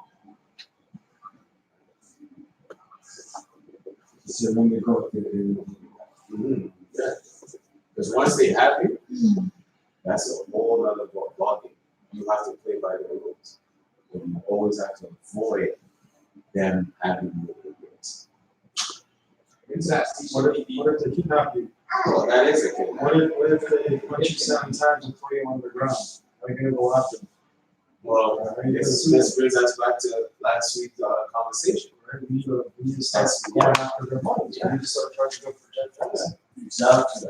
so I'm looking at it like, would you be charging the specific person or there's an officer that her first name, last name, or are you charging the No, corporation, no. each director as a whole? That's They have revenue. that's what they learn about public and private matter. You have to Charge them on deal, a public office because they're bonded, they're insured. They take oaths to do as whatever public official under the Roman Curia. Then you go after them on a private matter also. Yeah. Because they're here as foreigners that are denationalized themselves. That's Whether why I they told consider them themselves nationalized. any other crown company. They're denationalized. Canada's a company. Right? So they're denationalized, literally, right? Now, when you take them to a court of record, you go after them publicly and privately. Which is but I think we don't have experience with these things. And I would also just continue to remind people that the kind of energies that it's going to take to do those things. I'm not saying that there's not a benefit to that, but I would definitely let you know that it's going to be a long path from the perspective that you probably, and Cujo can attest to this, and we can talk to the nature of this too. We've learned that it's that next level stuff. Really, it's about waking our brothers up so that then this doesn't happen. You going out against these guys, remember, you're going into their courts. It's not like you're going to find a de jure court that's going to say, okay, these guys are criminals. You're going to the very criminal to ask for redress. You're not going to get it. Cujo was just telling me today in the conveyance that one of the so-called black youths got No, I was see guys. just gonna read that right now. TTC settles with rider who sued over racial profiling. TTC has reached a settlement with a black rider who sued the agency for racial profiling after he was violently accosted by 3 fare inspectors last year. In a statement released through his lawyer Thursday morning, Reese Maxwell Crawford said that he had met with TTC CEO Rick Leary on Wednesday to discuss his civil case, as well as recent efforts the TTC has taken to address racial discrimination. It is very important to me that Mr. Leary has apologized on behalf of the TTC and that the lawsuit I started has been settled. Maxwell Crawford said he commended the transit agency for lauding a system-wide anti-racism plan and instituting training aimed at tackling racial bias among employees. I think the improvements that the TTC intends to make will make our city stronger. Maxwell Crawford sought $750,000 in damages for the incident, which took place on the St. Clair West streetcar route February 18th, 2018, and was captured in widely viewed cell phone video. Maxwell Crawford's statement didn't disclose the terms of the deal, but in an email, his lawyer, Corey Wandlis, said he and his client are happy with the settlement. I'm very happy that the events of February 18th will be put behind me. In the cell phone video, the surveillance footage taken from the streetcar, Maxwell, who was 19 at the time, can be seen being pushed to the floor of the streetcar by one of the transit officers. He then jumps back out toward the inspectors before being taken down. He can be heard shouting, "You're hurting me, I'm in pain," as the transit officers pin him to the ground. He said the altercation left him with a concussion, dislocated shoulder, and back injuries. The TTC's initial investigation into the incident largely exonerated the officers involved, but the subsequent report from the city ombudsman into the transit agency's investigation found it had serious flaws and failed to examine the possibility of racial bias. The TTC agreed to implement the ombudsman recommendations to strengthen its investigation process and to go further by adopting an anti-racism strategy. At a press conference at City Hall Thursday morning, Leary said he apologized to Maxwell Crawford for the embarrassment and humiliation that was caused by the TTC. It is my firm commitment to all Torontonians to do better and improve relations between the TTC and the city's Black and racialized communities. Leary said work was already underway with the TTC's anti-racism strategy, which includes updated mandatory training for employees about conscious and unconscious bias, a strengthened public complaints process, and a commitment to collect race-based data to help identify and eliminate discrimination on the transit system. 2 of the 3 inspectors who took down Maxwell Crawford remain employed by the agency. The third resigned for unrelated reasons, according to the TTC. Asked how he squares the inspectors remaining on the staff with efforts, Leary said he wouldn't discuss personnel matters. That's just to show you, even in that documentation, they're already putting into all these different jurisdictions. Yep. Racial stuff, Black stuff, all that stuff now gives them, of course, this is chump change to them. Right? Yeah, they got caught. The only reason anything even came out of that is because they got caught on camera. Right? So ultimately, they now created a whole other jurisdiction. What were they talking about, the training there?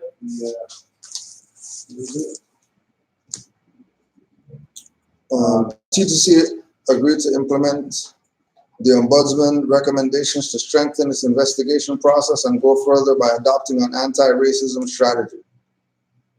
But then before that, they were talking about dealing with how they're going to deal with these people. Yeah. What they're telling you is that obviously these people need to be dealt with in a certain way. Leary said work was already underway with the TTC's anti-racism strategy, which includes updated mandatory training for employees about conscious and unconscious bias, a strengthened public complaints process, and a commitment to collect race-based data to help identify and eliminate discrimination on the transit system. That's like saying we're taking data on the dogs getting on the mountain. So that's what they're really saying. Really, this is nationality stuff. This is human rights stuff. And now they've gotten some weird jurisdictions. So yeah, we get a little piece out. But ultimately, our issues are much bigger than this. And that's why I say we need to start trying to continue to stop trying to get caught up with trying to get them to give us something. Because I think the amount of time that it's going to take for that to happen will really, it's like it says in the Quran, your wind is being stolen while we really should be dealing with some other stuff. Yeah, I don't think, well, go ahead. I don't know. I don't think, from what you say, I don't think he's talking about getting finance. Even if we're successful or not, right? By taking those steps or measures, puts them on notice. It eventually will get some change or remedy. But if we just say, they're so corrupt that we shouldn't bother, just concentrate on waking people up alone. You can wake people up and that mistreatment, and that's still going to happen. Yeah, it's still going to continue. No, but my angle is this case too, it's not even like it's a lady cut him off. He's not her fault. The conveyance, insurer, license, and everything is good. So it's not her fault. And now they make it into his fault. At least to just shut up and say, okay, come on, you gotta, it's not just like you say, we gotta make a mistake or something. It's not a matter. It's better than who's here, who are here, and who we are. How could you be having your, because at least of that, going to later on and bumping into me, and then you're blaming me for it from your people? Right. And we should just, it's okay? Well, coming into motherhood, I've been doing a lot of research and trying to understand what individuality really wanted for our people. And trying to get down, like the corporation, like how do we exist within this corporation? And sometimes I get sidetracked and he puts me back on track because it's so easy to be swept into what their corporation and how their corporation is run. And I went into studying how are churches, like what was the purpose, like when a child was born, what was the purpose of a church? They were to, like even registering them, like what the church was meant to keep documents of like every child born. And for us now, establishing ourselves, as simple as that, establishing our nationality as Moors, we are to register with our establishment, like how John wanted it in my mind, with our establishment, so that we are no longer under the jurisdiction of the corporations. how they register it with, what's it called again? I can't remember, right? But vital statistics. So that's where you're supposed to register your children. With vital statistics, they handle the background stuff, but you're, with the government of Ontario, they are interested in having, or the government of Canada, so on and whatever, they're interested in you registering with the government. So vital statistics is what they want you to register with. But though they are marketing it, the first thing when you type it up, they're only marketing vital statistics. But when you look a little deeper, there are private registries that you can go through to register your child. That is the hardest thing to find, a private registry to register your child. That's still under the guise of the vital statistics? No, it's separate. So like going back and back and back into the days of just registering your child, you would register with the church back in the 1800s, 1700s, you would register with the church. They would document all that stuff. So if we're trying to argue jurisdiction, our nationality, our rights, our everything, from the basics, and even name correction. Name correction should also be done, like all of this, when we are attempting to right the wrongs of so many, and where a lot of our people are sheep just following the herd. We just need to take it back, gain our jurisdiction in the smallest of ways, and that's, in my mind, how we can stand in our square, more establish ourselves, and be out, because again, a lot of the straw names that we carry are registered under whatever. It's time to start. So what you're saying is we should have our own registry. Well, we do have our own registry, but we just, it's, yeah, that, and just bringing that to the masses. Yeah. And part of it is what once, so for example, in Drew Ali's time, when you say, declare your nationality, proclaim your nationality, you could at least have a Moorish business to go get a job where you're going to show that ID and they're not going to tell you nothing. You're not going to have an issue because you're going to a Moorish business that recognizes that. You're going to a Moorish school. So when you show your registration of child's birth at that school, they're not going to have any issue with it. Whereas out here, we're trying to cross over into that side because we don't have our own things. So, but then we want to use our documents in that system, which is going to cause a conflict for them because they want to see the recognized Canadian documents or whatever like that. What we're doing here is exactly what Obudrali said, which Yes. is if I can get You the thing, save yourself. I'm doing it right now. So something that is coming to me right now is talking students. We have our own registry.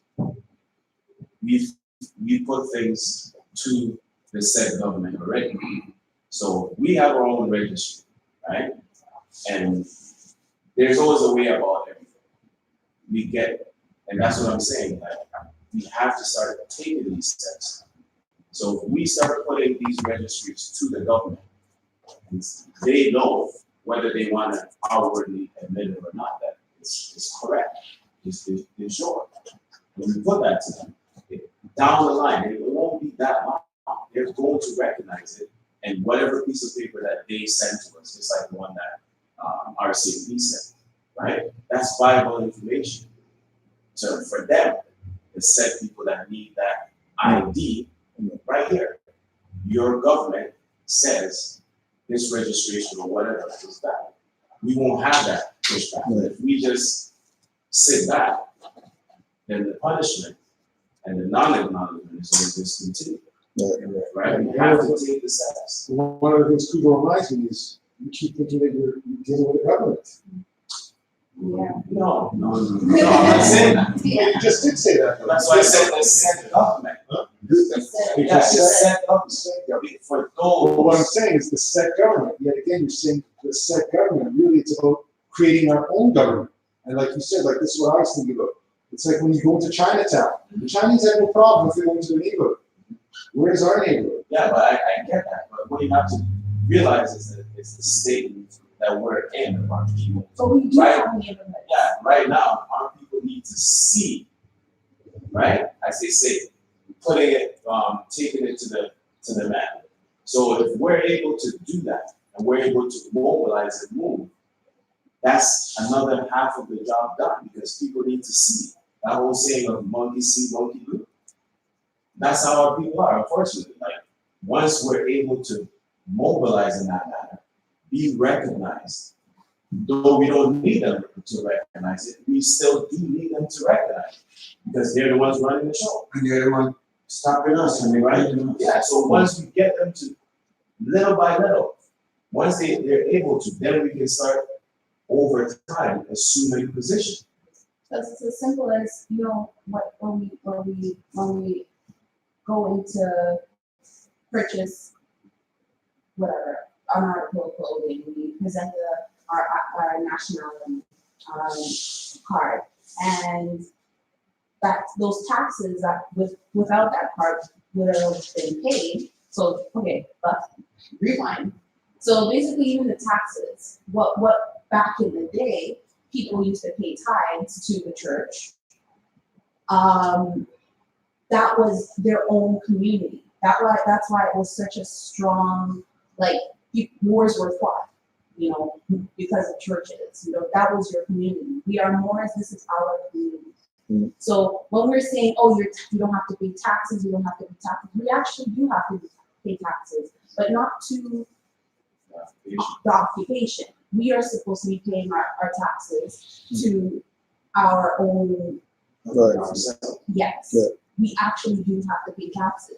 So we're not completely tax exempt. We do have to actually have, you know, be a part of this big machine. But it's just not the way they do it. I even look into all these. I'm like, how is it possible that Métis are recognized, you know, and Moors are before them? And when I'm looking deeper and deeper, I'm like, how do they register to be a Métis? I have a form. I'm like, oh, there's a form. You write it in, blah, blah, blah, blah. And there's a few criteria, but there are a few criteria. And from then on, you are under the umbrella of Métis. You are now Métis, you know? So we are It's the same thing with like the 7 Day, yeah. right? Or that church, if you don't want the hospitals to do certain things to you or whatever, they've gone into the hospital, so the hospitals know once you're under that umbrella, Yeah. they call their people in. Yeah. And say, well, these people, this is how you deal with it. Right. And their bosses know they don't come to concern. But it's, You won't see me inside. it's not even like you're saying, though, like, all those organizations or businesses or whatnot, they're all quote unquote recognized. They have some type of agreement or arrangement with the de facto, right, whatever it is, or whatever paperwork or contract that's set up, so that they can operate and function under that guise and people that they don't want to do that with us. This is the most organic thing. No, they do want to do But it. still, we can get it. See, remember, everything, man is mind, right? We can't shoot our own selves in the foot by thinking this way. I get what you're exactly. There you go. I was about to say that. It's treaty, so it can be done now. Well, that's I get what you're saying. all the stuff is there and set up, and they're not acknowledging it. Because no one's enforcing it. That's what we're supposed to do. We're supposed to come to the fruition of pushing that stuff forward. That you have to recognize this. Because our people are not aware. They're not cognizant of those agreements. So if we are now coming into it, we have to someone has to sacrifice. So that's what We're I'm the, saying. we're the lamb. We gotta sacrifice. I guess it doesn't really lie with what they're doing, like more we What we're doing. Yeah, and yeah. it's more about people who are like they're in NBC, then they don't have no other choice than to follow Exactly. but that's not what's going on. Yeah, right, because we're not pushing the threshold. It's there, like you said, that everything has been laid before, so the road is there, but we're not traveling it. And I remember trying to say, you guys not doing. Yeah. You gotta cut the weeds off of that road, it's already there, make it show. The one that is there to hold you down, telling you you're not punching me hard enough. What is it? He's trying to help you. Yeah. By telling you how to hit him, not punching him hard enough. Even happen like we punching. Yeah, but I think when we go back to it, what Sue is saying, it's gonna come from a collective, it's gonna come from what you call a plebiscite, or from a body politic. And we've already discussed, we've been communicating Yeah, about but one person always has to, But he did it, But what I'm trying to say is Prophet did it, the prophet did it with the millions of people behind it. That's why things, but that's not why. initially. That's what I'm saying, that's not, and that's the catalyst, it's always a few to get the rest going. Right? We all understand it, we all can just sit there and say, well, let's wait to get whatever number first. In order for us to bring back the original fold, it's not gonna take I many, don't think that's what's being done in there, but it's not it going makes to. it seem like that's what needs to be done because the individual work that all of us are putting in for the collective, the amount that all of us that's there is still not making that dent. And we're putting, some of us, we might be taking a wrong approach to certain things, possibly, Yeah. but whatever we're doing that's falling in line with the prophet left, All of this, is still, well, we learned, like, it's that's still what I'm saying, not, with the it's stuff still that not we making my dent because to me, what all those other organizations or groups are doing it's not gonna really affect what the so-called powers that be have or what their agenda is. What we're doing totally switches that back and it's like night and day compared to what 7-day Adventist is doing. 7-day Adventist is just No, I'm just giving that as a. no, but I'm saying whatever you can name any Whoever, example. Mennonite, whoever. We can name any example of organization or group or whatever. They're all jacking our frequency. And it's based off of still a corporate vibration. That's why they get the follow. So when you say that they do want us to do certain things and activate, I don't really know where that comes from because I don't see it like that. Because if they did, then certain things would change and then like monkey see, monkey do would follow. But because we can't really get through that or past that threshold to open the door. This is why we There's come. how much places, I've gone to enough places, right? And as you all know before, I don't show my card, and I was getting my tax out. Here and there, I show it now. Everywhere I've gone, oh, I've never seen this before. So we're not making ourselves known. That's all I'm saying. So, right? We have to put ourselves out there. And for one thing for sure, how come it's just a matter, it's a few might say they don't recognize it and don't want to deal with the card. But this is an important thing to their reserve fund, whatever it is. And yes, they let it go. They do it anyways. And they know what they're doing when they do it. They didn't deny us. Why is only the policy enforcers what they don't know like how Not every place does it. It goes both ways. I just said that already. What I'm saying is the fact that it's accepted And then there's and places it's their that don't. government stuff. And then there's places that did it, then they go do their research, investigation, and all things, and because they're not part of their corporate structure, when you go back, they don't do it no more. That happens regularly. All these things happen, but I'm saying all that's happening to prove that it's true. They would say they're not doing it or they don't back up and say, okay, let's charge him for the one we did before, because he did something wrong. No, they can't do that. But the transactions already gone through, they can't go back and, it's too late for that. I think it's important to remember that all of this corporations are under the Roman trust of the Roman period, right? In the Vatican. Going back to the church on saying, this person has spiritual protection and national protection. I think we should, amongst ourselves, have our own public trust, in terms of divine national Moorish movement, and also our own private trust that says, okay, as man and woman and child, this is our state, just as important as every time we should have a will, we should have our own private sort of documentation, so that way they're descendable, that way they're inheritable, right? You say you don't put anything on the record, then why would you teach them Albion's reading and writing and contract and tort law and trust? Like, why would you do all that? What are you going to use it for? Exactly, so we need to do this for ourselves, not only in our own private affairs, but also, when I say public, I don't mean, the Roman curia public, I mean public in its own, traveling amongst us, right, with us, doing commerce with one another, right? That's going to be in public law, right? In private, private law protects your personals, and then public will be like, okay, two more want to do business, and this is how we govern our affairs, right? So we need that structure. We don't even have that foundation that is solidified yet. We know it in theory, but we need to start implementing it, right? Like our sister here, like we should at least help her, counteract a lot of the documents that the foreigners are doing in our land.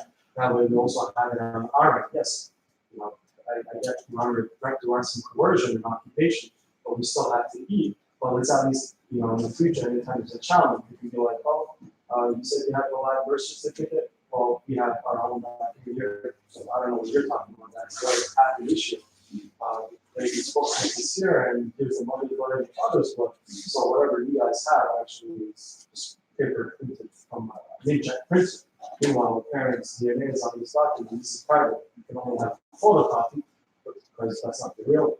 Like, we need to start organizing ourselves in that manner and doing our own affairs and then having a place to keep these documents. Right? Like you said, that's where the churches or the circles or the temples would be, right? But like that's still a reflection of what the divine beings are doing. It's just the paper trail that shows, okay, this is how we govern ourselves. And so like, we need to start keeping our own records, right? Because another, if we do all this, there's going to be a time where, going back to, we were talking about the critical mass, when things start to pick up, the Albions did the study where they said to 3% of society, and that's where the critical mass of the new government sort of has its effect, where people can start having some sort of effect in society. If that 3% does happen, it's still going to be like, okay, well, you guys don't have your own self-governing system, you guys don't have your own public system, you don't have your own private system, you don't have your own affairs. When was the last time one of us had a Moorish funeral, or a Moorish wedding ceremony, for lack of a better term, right? So, like, why aren't these sort of day-to-day conversation, right? We can, I work at an office, so I can print out flyers, and then we can spend half an hour. We can have a map and be like, okay, this is going to go half an hour on Queen Street, put up these flyers, learn about Moorish weddings. Come to this class, and then we'll go to a different region the following week, and then learn about Moorish, ancient Moorish burial ceremonies, right? Just little things like that, just to show that the public, there is a public Moorish side to it, not just what the Romans are doing, right? So there's ways to go about it culturally, spiritually, and also in law. And right for that, one thing the problem always is called few faithful. So I don't like when you talk about also well, you always said few. He's counting on those few. We are a lot of unwritten, whatever. But he always emphasizes, and I'm counting on those few. And these few are looking or wanting to move. The few wants to move on to what he says first to do. And we're starting by needing more, waiting for harm, waiting for. Even them writing this is not is what, 1% of them? That's controlling the whole world, right? So I got a question here. So if tomorrow then you go out there and you're traveling and you're not pulling you over and doing anything, what's next? Are those your questions? Yeah. Yeah, that's what that's. I'm saying that tomorrow, the same way what we've been talking about is all of our sort of hangups from the corporation, the so-called de facto that's stopping us from navigating on our land, not allowing us to purchase things that without their little tithe on it. If tomorrow that were to happen, what's next? Not happening tomorrow, you will see what happens. Because that will be one of the biggest celebration for this week. So you're saying we have a celebration? Well, what do you presume we should do next? I'm saying that because what I'm saying is that it's almost like the process that we're talking about is wrong. That's what I'm saying, because we're still looking at what they're supposed to be doing for us. Not that you were talking about sort of pushing our culture. That is one thing. I'm saying that we don't even have a culture and a community that we're going to. We're still defining ourselves by them acknowledging us. We haven't acknowledged ourselves. Though we're talking about some of that still with some of your stuff. Right? I mean, I agree about what does a mortgage funeral look like? What does a mortgage marriage look like? What are the real names? Is it actually called marriage or is it? Absolutely, right, matrimony, absolutely. So these are the things, I'm saying that somehow we're putting a cart before the horse. And I keep liking it, as I said, back to when I went to wait in line for chicken, with 400 people in front of me, waiting for a bucket of chicken for the Filipinos. Like, until we can get to that point, we're still caught up. And I wanted to then sort of flip to ask Cujo, you've done the works that we're talking about, where you were doing your right to travel, right?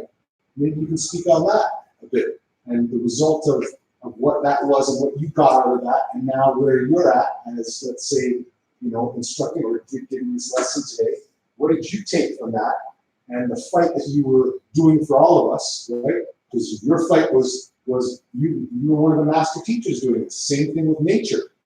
Yeah. What do you guys say now after you've done those fights, which have put the head guys on notice, had them bow down? What would you say is the direction? Well, I think that it's really about, like what the mother's saying, with it's all about the children being able to benefit from it. It's not for us to get anything at all. We're the scapegoats of this thing. For us to think that it's going to happen in our lifetime like that, No. it's not for us like that. Especially if we're going to say, Noble Drawley said, or whatever, he said this is for the young and unborn. And we're way past young and unborn. So everything that we're doing is supposed to be for them to be able to come behind us and have what it is that we're talking about that we should have. But it's not for us to have that, right? Like with Noah's example. He didn't even do nothing. Gave them the ID, gave them all the stuff and all that stuff. Yeah, they let him out. But what's really the outcome? You know what I mean? The outcome is really so that hopefully ones that are coming up behind don't have to go through the same stuff that we're going through, really and truly. That's it. We have it over our shoulders. Right. It's all about the foundation. Just like all the beautiful artifacts and pyramids, all that's out there. It's because the foundation, and it's still existing today. It's because the foundation was impeccable, and that's all. That's all my concern is, because that's why I'd like to thank you, Grand Chief, because you planted a seed that really changed my whole entire life. It really changed the trajectory of where my mind normally goes, and it makes me want to know more about myself, more about individuality, and it's scary. It's scary to know what I know, but it's also I don't know. It's exhilarating, because geez, there is so much to know. Yeah. So I thank you. I thank you. And again, it's like you said, like Brother Omar brought up Grand Chief Nature.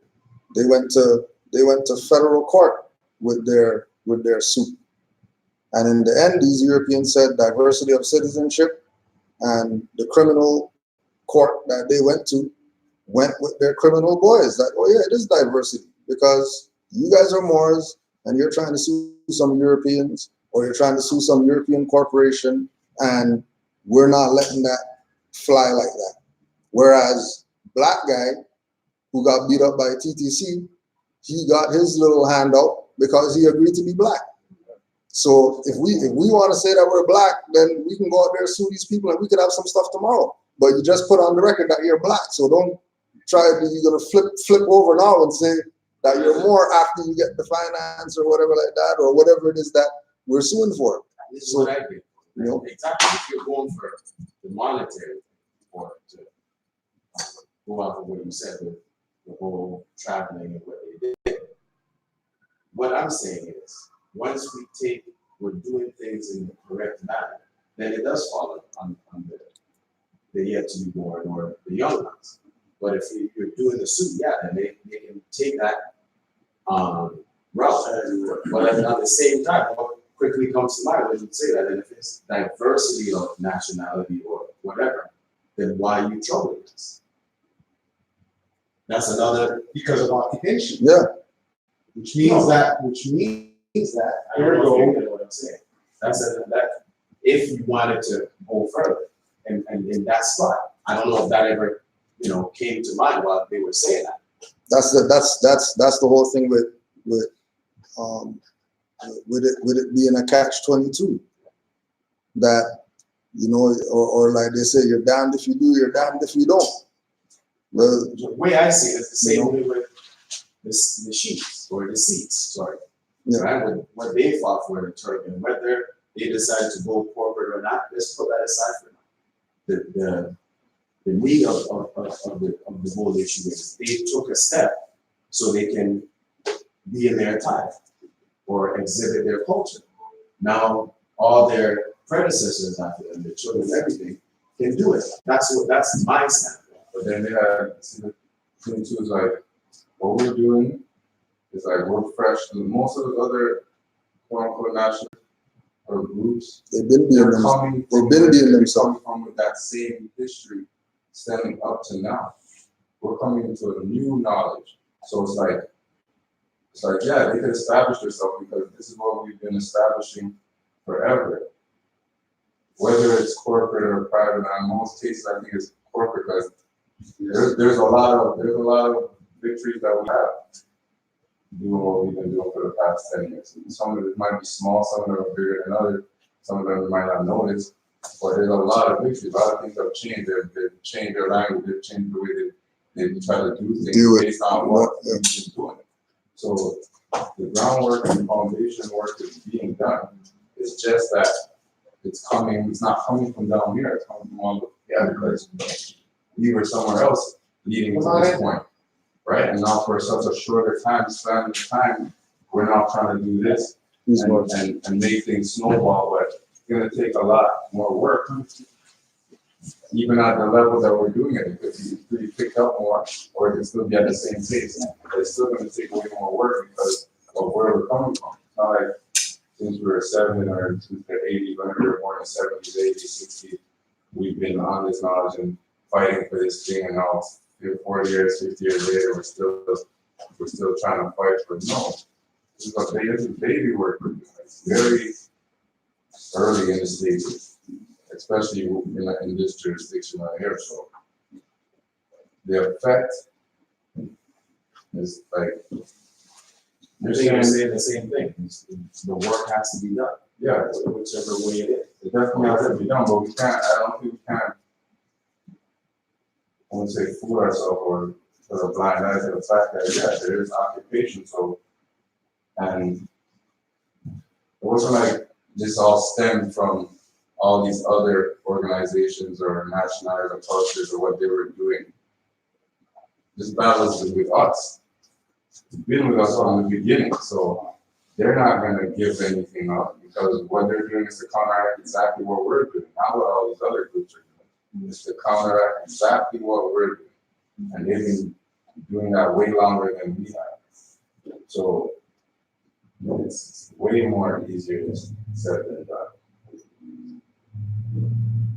And only from the perspective that I see, we're talking about the turbines. The day that they need a football field of turbines, they just have to phone back home. And those boat rooms will be there. We call our mobile drill league and 60 people show up. They ain't worried about us like that. So that's why I'm saying it's much more from the perspective of having the mindset there, exactly what we're talking about. It's the energy. Yes, our little battles help, but I would see much more about changing the frequency for people coming into this, about them accepting it, not trying to get the, okay, I got the taxes off at Best Buy. Because ultimately we're still battling in that stuff. That stuff will come automatically once we get our stuff. So that's why I see it from my perspective, the battling on those little things like policy enforcement. I'm not going to waste my time with a policy enforcement. I'll cross the street and run around the corner before I want to face some idiot down with a gun. I'll tell you that right now, from my perspective. And as I said, any of those values, like when we talk about nature, when nature battled that thing all the way to the federal basic diversity citizenship, he didn't win anything. They just said, okay, wow, this is some smart war here. You're back into your hood now. And that's why if you ask nature right now, he will specifically tell you that what he realized from that was that it was his energy at wanting to battle them that was the issue. Am I not right? That it was him saying that he realized that him wanting to go out there to battle them on that he was a Moor was something that he would reflect on now again because that wasn't the battle. Because at the end of it, it's not like they said, oh, you're a Moor, here, take the sash. It was like, okay, we're Europeans, this is what we're gonna play. You're a Moor, now go back into your neighborhood. And he went back to his temple, and there might have been 40 people there. Do we have the kids off like this? Yes, that's what due process of law. That was his whole battle all the way up, and he's reflected on that and realized that there were tweaks to that. And he'll tell you right now that that's not where it's at. So that's why I say I look to the masters that have gone before me to see. And then even with Taj before him, same thing. You know, dealing with Moors in different territories that have issues or whatever, giving them the mother load of info, them taking it, applying it. Yeah, the stuff worked, but ain't nothing changed like that. These people are still pulling people over. They're still bothering Moors. They're still kidnapping Moors. They're still doing their quote unquote occupational activity. Not to say that we have to stop our activity, but like you're saying, our activity has to be ramped up. Where that is we would say is really with us ramping up our activity with us getting ourselves back in our position of governing ourselves, opposed to, you know, how are these people going to be governing or changing how they govern things or whatever, because they're going to do what they're going to do as occupiers. And we can live within that realm of their occupation as long like look at it. Wait, not okay. Sorry, my wording. No, sorry, I just meant that from the perspective of hoping to check what you're saying, because really that's the purpose to me, is to get out from under that. Okay. Sorry. Well, it's in that sense, yes, to get out from what they are doing right now, obviously is the end game. But how far out do you want to be? Do you want to be on our own island with our people? Is that the end game, or do you still want to be living in the country on the continent that we are right now, and just being a Moor in all sense, not having to worry about being pulled over and all that other stuff?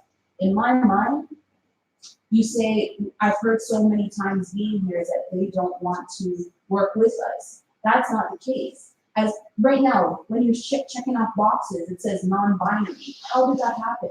How is non-binary a gender now? Like, you know, there is, and it doesn't take that long. A lot of things that have changed happened within 50 years. It's a 50-year battle. You said the fight has been 10 years strong. We have 40 more years of this. We have 40 more years of this before the change actually happens. And we will be here alive to witness it. Our lives won't be, we wouldn't live it in its totality, but we will be here to witness it. We see stuff happening now. Yeah. There's been many changes, like since the second of this to now. Things that they do, how they navigate, how they deal with us when we're dealing with them. A lot of things have changed. We will have 1 million strong on call. It's coming. But we don't want to separate in that sense. We just want it to be de jure again, right? So when they're dealing with things de jure, then this infrastructure could work well. But then this de facto state is like, it should never work. They're not being honorable in any way. So there was a design set up for them to follow, and they went around that and made every other so-called thing, trying to call it a law, to accommodate their agenda.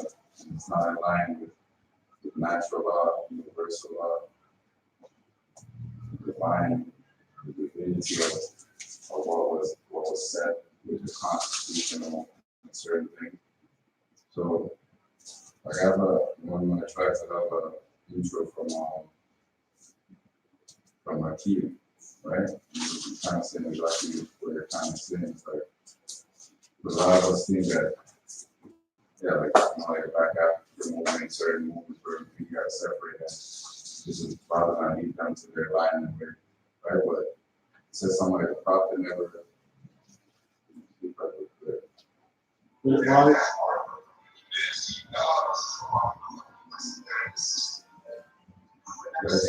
That's what part of the confusion is. You got a lot of people saying, I don't want to get myself out of the system. And then goes on to say the prophet never said that.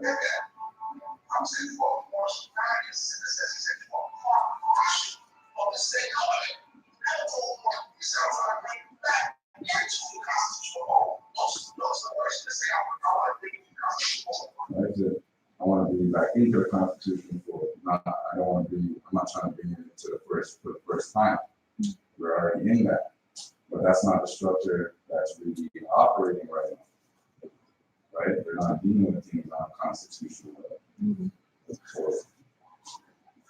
that's where the discrepancy is to say that, okay, you could kind of work with these people to gain something.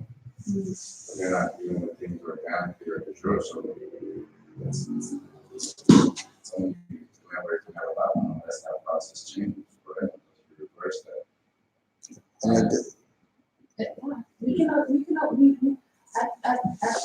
At the core of it all, like you just said, beautifully put, is that as simple as electing our own into certain chairs within this whole conglomerate that they're running. It's very, obviously it will take a few numbers to get there, but just touching, that's what every other nation does. Yeah. That's why you got the Sing guy up there, because they moved in and took over Brampton. That's why when you go to Chinatown, they've got a Chinese representative. That comes from the body politic. yes. We don't have that here, so we're not going to be able to be sporting around on that level until we get a sort of collective, and Kujo can speak to this, that the so-called de facto isn't even recognizing us as that right now. We've had communications with them because we don't have enough of a body politic. And I would even say beyond the body politic, they have their agenda as well. Absolutely. They know that a more being I would say a El Arabi being a mayor is going to be a problem for them, because he's going to have his agenda, which is going to be totally against the whole de jure system that they, just like Hakeem Bey was saying, that us being part and parcel is supposed to be, we're part and parcel because what we're part and parcel of is something that's de jure. We're not part and parcel of de facto. This is true. right? So there's again, it's that idea of, you know, the whole thing of the catch-22. That okay, well, you know, if we're really gonna do something, we might as well do it for ourselves and not even worry about those people. We just do whatever it is that we do, and what manifests from that is the direction that we go as far as our activity. Because yes, we can you know, have somebody in that realm, etc. But when we look at everybody else who has somebody in that realm, for example, if we look at the Sikhs right now, right? The Sikhs must feel like some dumbasses right now because this guy had brown face on with turban. But they have a guy in there who he's leader of NDP, which is supposed to have stopped stuff from like that from happening or whatever. There's no way that these guys have NDP leader, but the prime minister is dressing up like them in some mockery. And then they're not mad. They're not saying forget this NDP and throwing down the stuff and saying forget that. They're still with it. Yeah, I know. How are they still with it? Unless they're down with that. Unless they're down with that whole de facto realm, because they really should, all those Sikhs or whatever should be on parliament or whatever, burning that stuff down. If it's really about, you know, equality and the whole game of, you know what I mean? Really, that should be going on. They shouldn't be taking that lightly or whatever, but they already know that, you know, they came over here, they got their little handout from whoever was in power. They paid their little dues that they paid in order to wear their turbans, in order to have their dagger, in order to do certain things. So they're gonna live with it. It's, you know, it's not. They're not gonna take it that serious because they're already in. They already got their payout. They got Brampton. They got certain places locked down. So that little thing there ain't really nothing to them on that level. This really is No. their calling. Brampton is really their calling from India. Right. Yeah. You see what I'm saying? Yeah. They're just now they're in our territory, taking their piece of the colony. Which now means that now they're a colonizer. Absolutely. Islam. Now they're a colonizer too. As I sit here listening to all of this. But sorry, just to cut you on one other thing, just hold your thought. So one of the things I wanted to talk about, Kujo, you can speak to this. Remember there was a war who actually was able to battle down through the UCC codes and get that finance? Oh yeah. Remember that war? Yeah. He wrote some 200-page dissertation and was able to get the payoff. And at the end of it, this is what we're all talking about, fighting the corporate thing, the UCC, the Universal Commercial Code. At the end of it, he said it wasn't. Didn't you say it wasn't worth? At the end of it, he realized that wasn't the battle. The battle wasn't about in their game to get some kind of finance, even though he beat them at the game that they created to incorporate us. So as I said, I just keep seeing some of these things as realizing that I think those battles are a distraction. I get it, that they must be part of it. I just see that, to me, it's much more about us coming together as a family. And the way I see it to be is we get our own, as I said, our own Wakanda, our own Brampton, and then we live, once we walk into that area, there'll be a force field, you walk in, and you're home. That's what I see. That's, to me, that was sort of the message, almost of Black Panther on a certain level too. And then, and on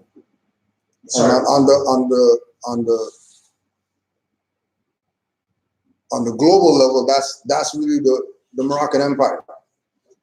That's really our Wakanda that we're already in. That other people are in there and they're posing as different things, and we're realizing that they're posing as different things in our jurisdiction, but then really respecting us at the end of the day by putting on the brown face and the black face. Right. Or at least some type of acknowledging who it is that we are without us really accepting that, oh yeah, they're actually acknowledging. As I'm listening here, I realize that we have to consider ourselves as pioneers. And we may not see the total reality of what is talked about here at the moment. We have to dedicate ourselves to not only educating ourselves, but then sharing this, each one teaching one, until we're able to develop that unified force. When you look at the other groups that have come into North America, these are civilizations that go back thousands of years, and they come here with the culture. We are fragmented. We are not unified. Therefore, we have to build that foundation. We are the ones who have to put the roots down. We are not going to maybe enjoy the fruit. We may enjoy a few successes along the way. But we may not see this reality. Let the youngsters sit in your lap will enjoy what you and what we have built. So I think what I'm seeing is this. We have to dedicate ourselves to knowing our history and culture, sharing with our families, our children, our grandchildren, and so on. And we build the nucleus, we build that foundation, rather than wanting to enjoy the fruit. We are only preparing the tree for the next generation to enjoy it. Because we will not, if we want to enjoy what the other groups are enjoying, we will miss the opportunity of building the foundation that lasts for 1,000 years. So we have to roll up our sleeves, start working. We're working hard, very hard, teaching one, and we begin to build. That's what we have to do, because with the fragmentation that we have, it is going to take a lot of work to unify a small group and then have that group expand itself. So, are we ready to work? Are you ready to work up our sleeves? Because we may not see, as Mr. already mentioned, if you mentioned it could be 50 years, some of us may live to see some of them possibly not. So, let's start working. The other thing is we have to practice diplomacy as well.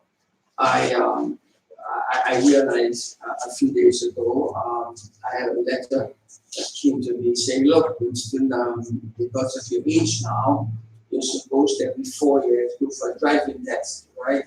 So if I am to drive an automobile based on the occupier's rules, right? I have to go to the Department of Transport next week Tuesday and take a driver's test, right? Show your competency, right? With my competency, even though we drive for 50 years. Okay, now, I could say, well, to heck with that, or more, and I have certain rights and freedoms, and I would resist that. Or I could say, you know what, I better go and do it, you know, so that I can just get around. Or I got a letter, it's in my briefcase right now, your social, what you call it, your health insurance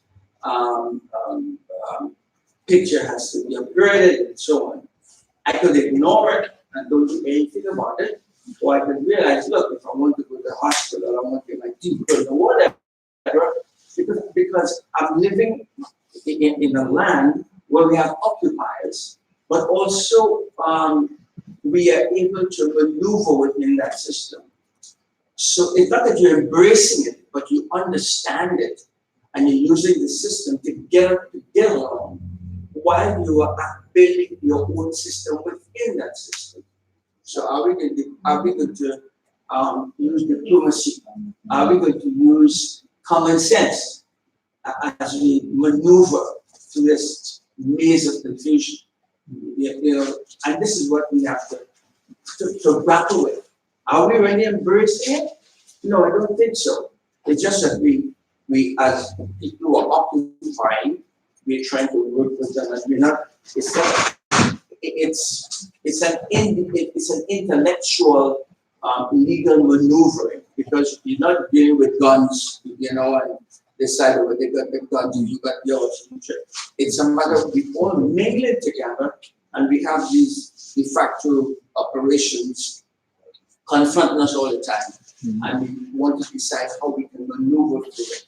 So I would simply say to us, let us dedicate ourselves to learning, to growing, and sharing. And of course, we ought to have what you call it, I don't know how you call it, a manifesto or a vision of what will happen within the next 2 years, the next 3 years, the next 5 years. So we can actually monitor progress as we go along to see what various strides we can make.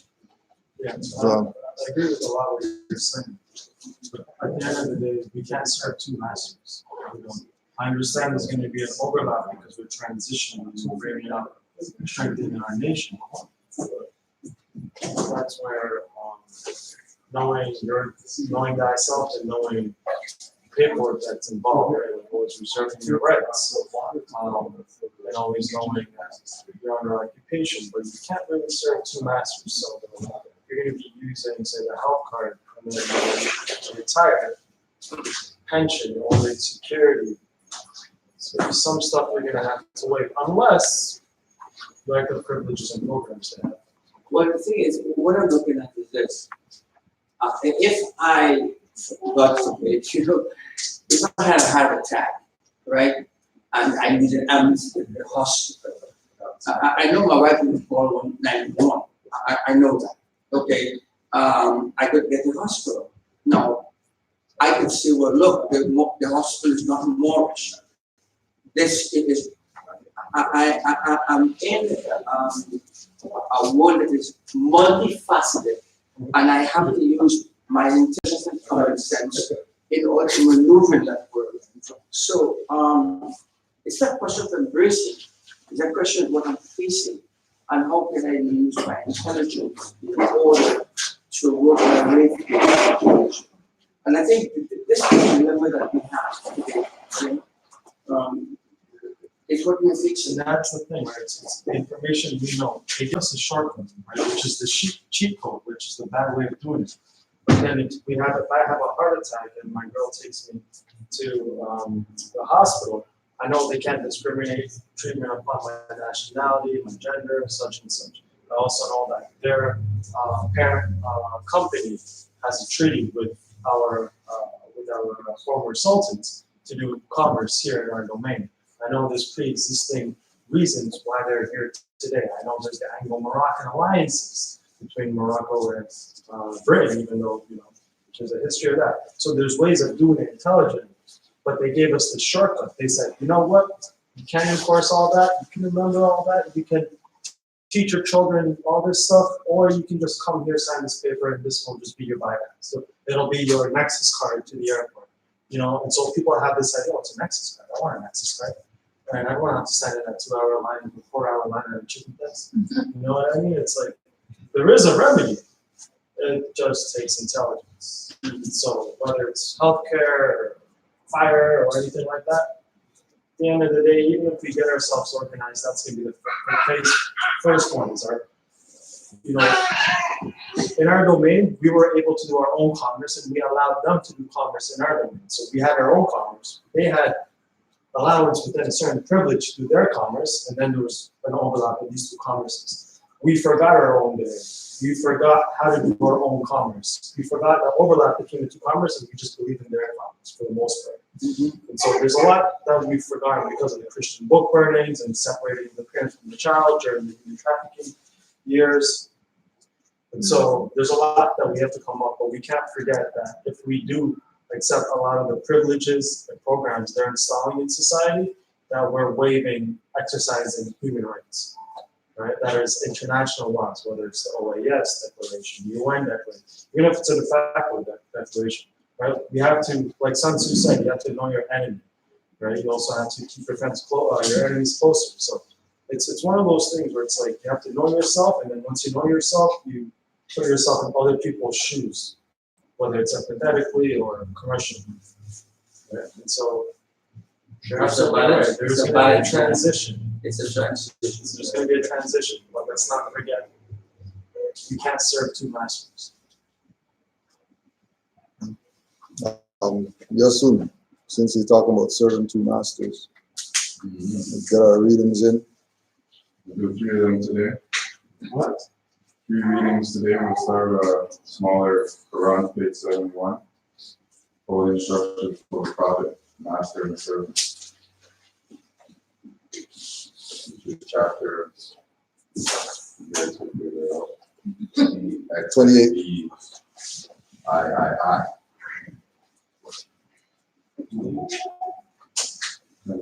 28. XXVII. 28.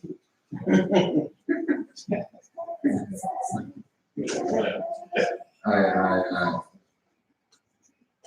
Alright. Holy instructions from the prophet, master, and servant. Islam. So, Repine not, O man, at the state of servitude. It is the appointment of Allah, and hath many advantages. It removeth thee from cares and solicitudes in life. The honor of a servant is his fidelity. His highest virtues are submission and obedience. Be patient, therefore, under the reproofs of thy master. And when he rebuketh thee, answer not again. The silence of thy resignation shall not be forgotten. Be studious of his interests. Be diligent in his affairs, and faithful to the trust which he reposes in you. Thy time and thy labor belong unto him. Defraud him not thereof, for he payeth thee for them.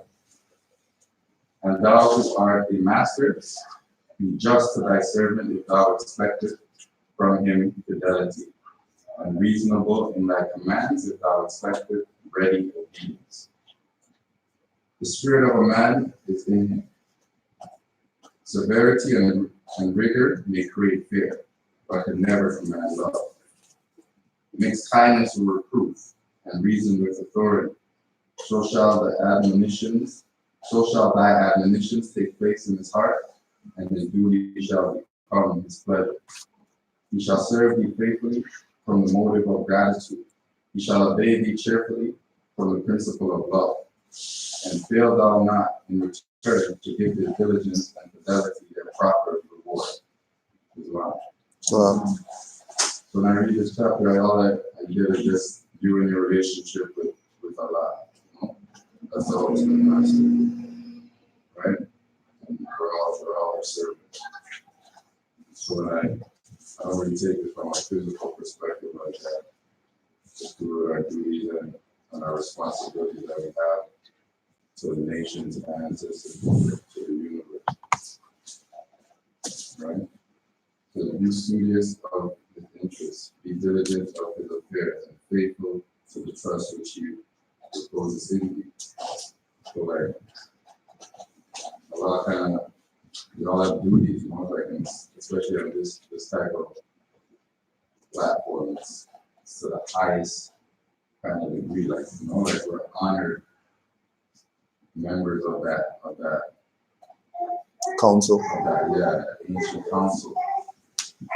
And we have responsibilities and that tasks that we have to carry out that are so important. Right? So always keep it like prepared at a high level. Look at it from that perspective. And then like if we're serving each other as well, and we're master and serving each other, but it's for that bigger purpose. We should feel the way about it. About like being a servant. The greatest master is a servant of God. Now tie it into the next chapter. That was 28, this I guess it must be 29. Magistrate and subject. Right? It says, O thou, the favorite of heaven. This is the chapter right after the one I just read. Magistrate and subject. O thou, the favorite of heaven, whom the sons of men thy equals have agreed to raise to sovereign power and set as a ruler over themselves. Consider the ends and importance of their trust. Facts more than the dignity. That's far. That's supposed to be far from. Yeah. So,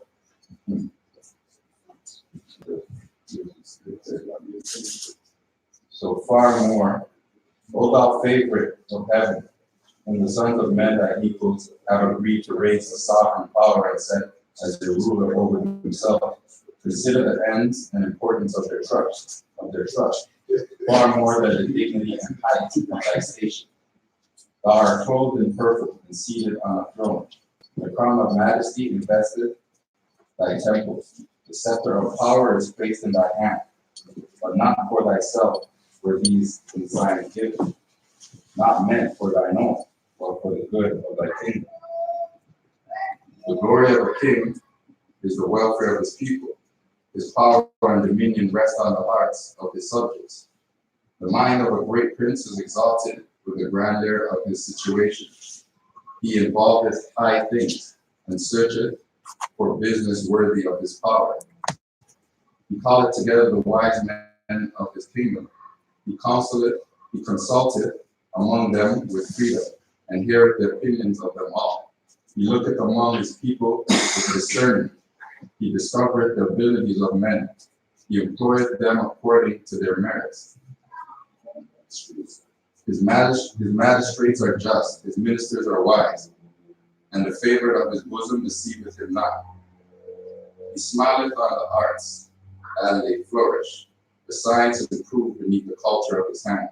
The sciences improve beneath the culture of his hand. With the learned and ingenious he delighteth himself.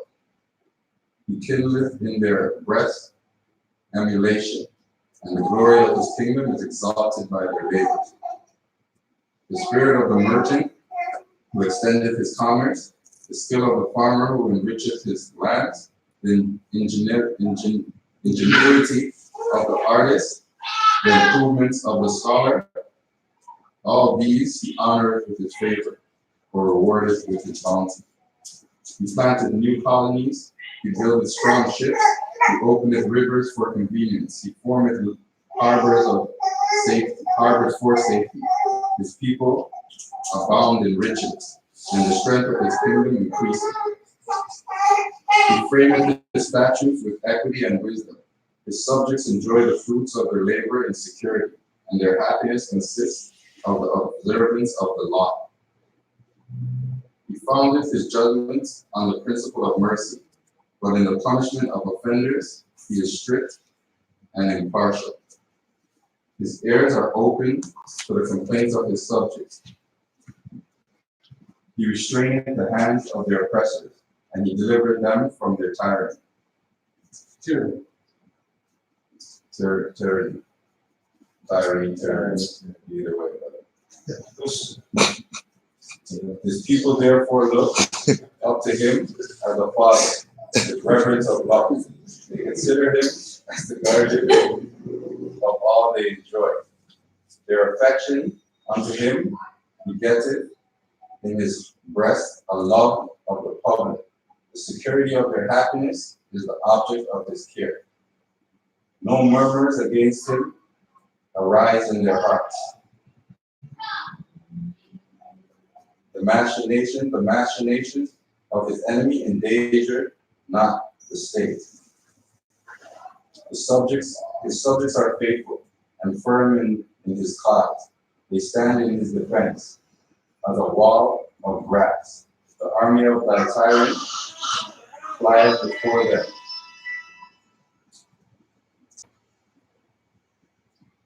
His subjects are faithful and firm in his cause. They stand in his defense as a wall of brass. The army of a tyrant flieth before them and shaft before the wind. Security and peace bless the dwelling of his people, and glory and strength encircle his throne forever. Islam. And then following that will be chapter verse 30. Holy instructions from the prophet, the social duties. When thou considerest thy wants, when thou beholdest thy imperfections, acknowledge his goodness, O son of humanity, who honors thee with humanity, endows thee with speech, and place thee in society, receive and confer reciprocal helps and mutual obligations, protections from injuries, thy enjoyment of the comforts and the pleasures of life. All these thou owest to the assistance of others, and couldst not enjoy but in the bands of society. It is thy duty, therefore, to be a friend to mankind, as it is thy interest that mankind should be friendly to thee. As the rose breatheth sweetness from its own nature, so the heart of a benevolent man produceth good works. He enjoyeth the ease and tranquility of his own breast, and rejoiceth in the happiness and prosperity of his neighbor. He openeth not his ear unto slander. The faults and the failings of men give a pain to his heart. His desire is to do good, and he researcheth out the occasions thereof. In removing the oppression of another, he relieveth himself. From the largeness of his mind, he comprehendeth in his wishes the happiness of all men. And from the generosity of his heart, he endeavors to promote it. Islam. Right, so that was all instructions from the prophet, master, and servant was the first one. Then magistrate and subject, and the all instructions from the prophet, the social duties. I think the three of these tie in together. Has to do with allow what we're talking about as well.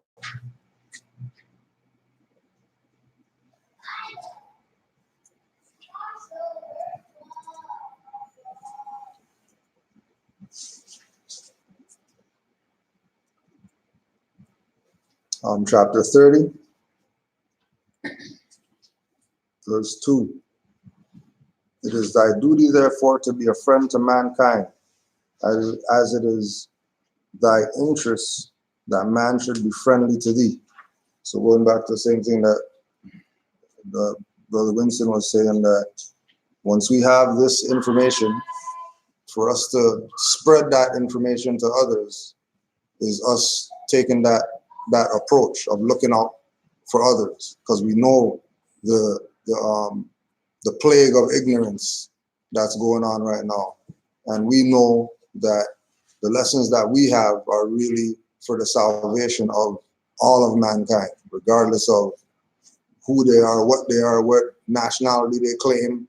If they don't have this information, they're probably not on the path to where they're supposed to be going towards. So, and again, going back to what Noah was saying about the more that we could do,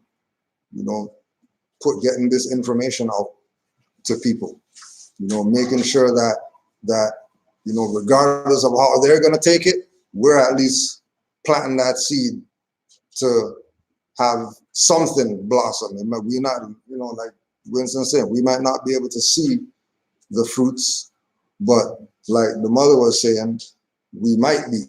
It might be next year that all these seeds that we planted and we see all these sprouts start popping up. Even part 6 of the social duties.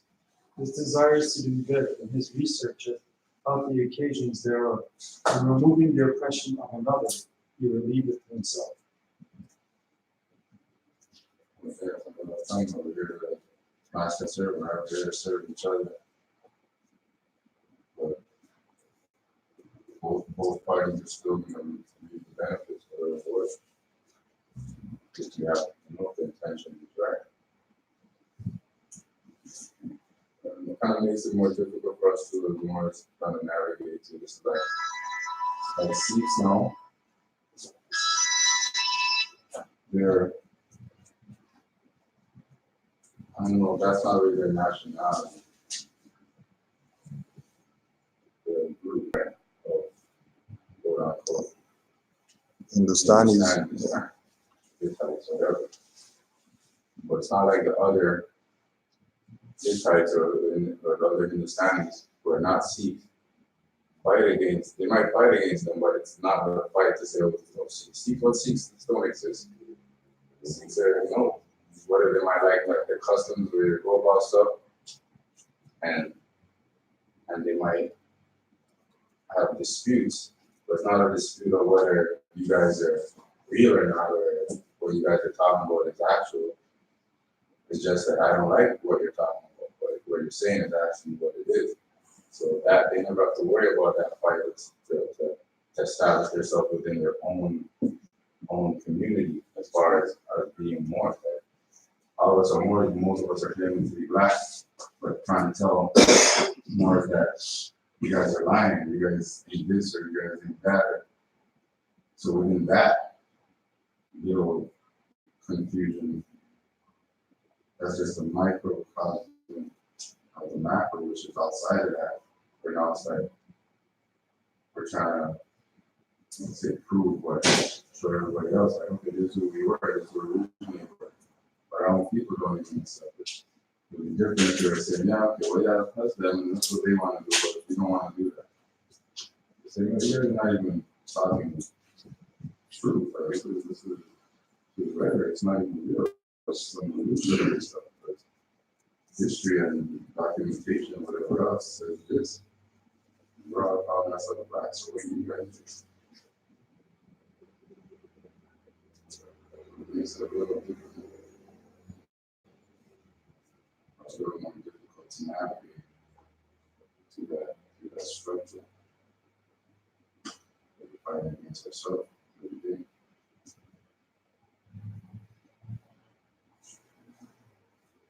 It's a difficult road, but the thing is this, that sometimes you have to go through the valley of decrease to get to the city of increase.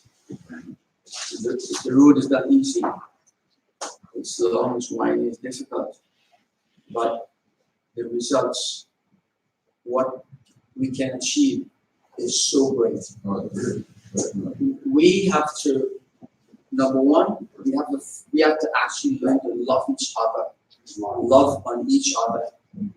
We have to learn to love ourselves and love each other, and take an interest in each other, even those who might be more oppose us, by continuously sharing what we know. It's a difficult road ahead because of the fragmentation. One guy sees Jamaican, he's Trinidadian, the other one sees from same kids or Martin Guadeloupe, you know. And then there was an American say there's something else, you know. You have all different what you call descriptions of ourselves, whether colors or black or whatever, and none of the descriptions really talk about who we really are. So we have I have to change my language of how I speak about myself and how I present myself to the Creole. And we must understand that the other groups that are here don't have that problem because they never have been really fragmented. So we have a daunting task. A daunting task, but it's a great challenge. Great one, yeah. And the victory is ours already because history is on our side, law is on our side, everything is on our side. Nature. All we have to is appropriate. Yep. The victory is ours already. We have to believe it here and here, you know, and that's it. What already is to come, or is, was already. Yeah. Yeah, you know, and that's it. So how do we ask God and our Creator to endow us with wisdom, you know, and with the fruit of the Spirit, you know, love, joy, peace, patience, kindness, goodness, faithfulness, gentleness, self-control, and don't allow ourselves to be controlled by the fruit of the power of the flesh, which is fits of rage, anger, you know, and all these things. Because that's what the manifestation of the flesh goes. But we have to develop our inner self, the spirit man, because we actually a spirit being have the physical experience of maybe 60, 70 years, you know what I mean? But we're a spirit being, and God is a spirit. And you want His Spirit to dwell with you and to guide you. Wisdom comes from God. Yes, God for wisdom. And listen, it doesn't hurt to pray, man. In this situation, we will need a lot of help. But God says, I'm with you. You know, even to the end of the world, He's with you. So we can appropriate that power because the victory is ours. You just appropriate it. So, and then, like you said with the language, we would say affirm. instead of pray. Affirm. Yeah. There again, the language. But the point is that great men of the past have spent time in fasting, prayer, or affirmation, and seeking God's wisdom as they face these daunting tasks. But we have the victory. It's already ours. We have to appropriate it. That's And right. the fact is, are you ready for that? It's perspective too, right? Are you ready? What you consider also what you value. So it's like you might be looking for something more glamorous as far as what we might think is victorious, but there's some victories on many levels that we might just say, okay, that's small, but it made a dent and it made a mark because it wasn't something that was there before, and it shifted the course of things. Like it changed around the paradigm, right? But us being who we are, we're so kind of delved into this and we want to see that change. We're looking for something possibly more drastic than what we got already, but there's been great progress, great change, especially like this, what we do as far as our temple and being on that martyr and stuff like that. So we gotta embrace those victories too that might not even know about them. But that's the thing, we gotta use that as fuel. And always have that. Like we have sometimes human nature to feel doubtful about things or whatever. We gotta put the doubt in the back of our mind and start looking to the promise and know that everything that to be in, especially if we stay in line, as long as we don't digress what we're doing, we maintain that consistency or step it up a couple notches as well. And yeah, that change will come sooner or later. That will be more visible or more like a total instead of little specks of a picture that you have on. Yeah, totality. To have big picture that, All of our little victories have to be recorded, and we have to be always willing to celebrate those small victories. Yeah, that's exactly. If you don't celebrate the small victories, when the larger one comes, you may even miss that. Yeah. So every step that we take in the right direction ought to be recognized and ought to be what you call celebrated. And so that we are all in a position where we are being empowered by what is being done in the past and what we're doing presently. There will be always the opportunity to report on those victories, whether in a meeting like this or whether by means of, internet or Facebook or whatever you do your communicating, because people want to be encouraged as the little victories achieved, and then we continue for the next one. What's the next step? What's the next step? And but I think that we are on the march, and we have great things to achieve. And by the grace of God, we will accomplish what is rightfully ours. Islam. Any other comments or announcements? October 5th, we have Brother Tesba's Northwest Amexum art gallery event. That's on the 5th. On the 6th, we're looking at having our town hall meeting. That'll be on regular time, 1 o'clock time. And we're also working on, yeah, it's going to be here. And we're also looking at a fall equinox. We're also looking at a fall equinox, quote unquote, Thanksgiving, appreciation, whatever, with the Moors here.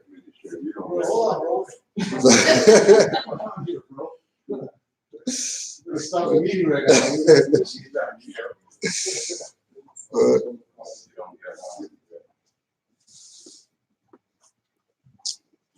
Any closing comments? Anything back, Jerome?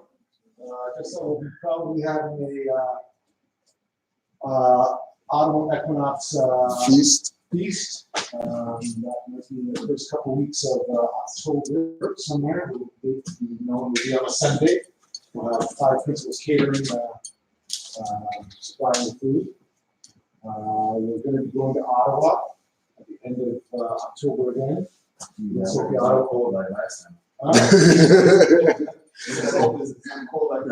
Don't worry, just wear your good jacket.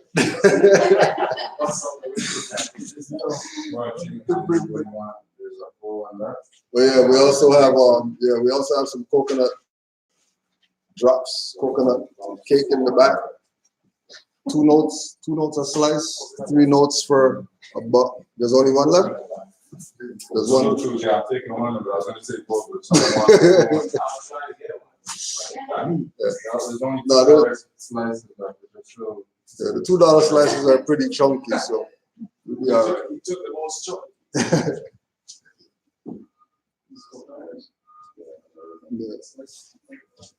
Last year, the beginning, we were talking about tulip.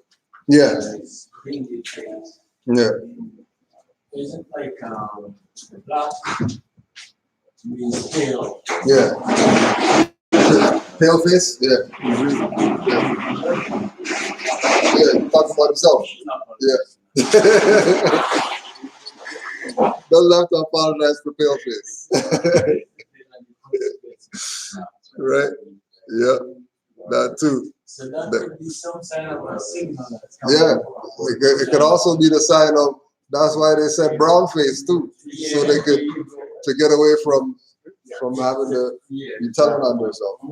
Yeah. Yeah. It's a big one. Yeah.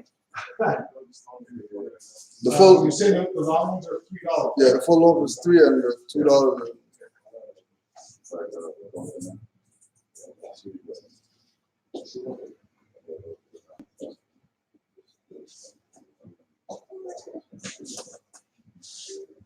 Islam Mars, give thanks for the energy and time today, as usual. Honors to all Mars.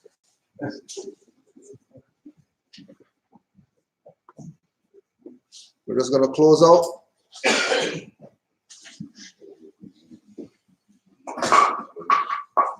Islam to all the Mars online as well. Just because people are telling you this is what you want, right? You want the rush. Rush them. 5 on the left, 2 on the right. Allah, Father of the universe. Father of love. Truth. Peace. Freedom. And justice. Allah is my protector. My guide. And my salvation. By night. And by day.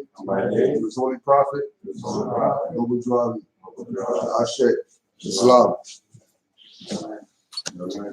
Islam Wars. And we should be back on Canaanland Wars original channel. Looks like we're back.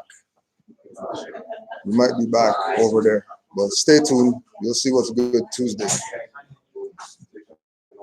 Islam Wars.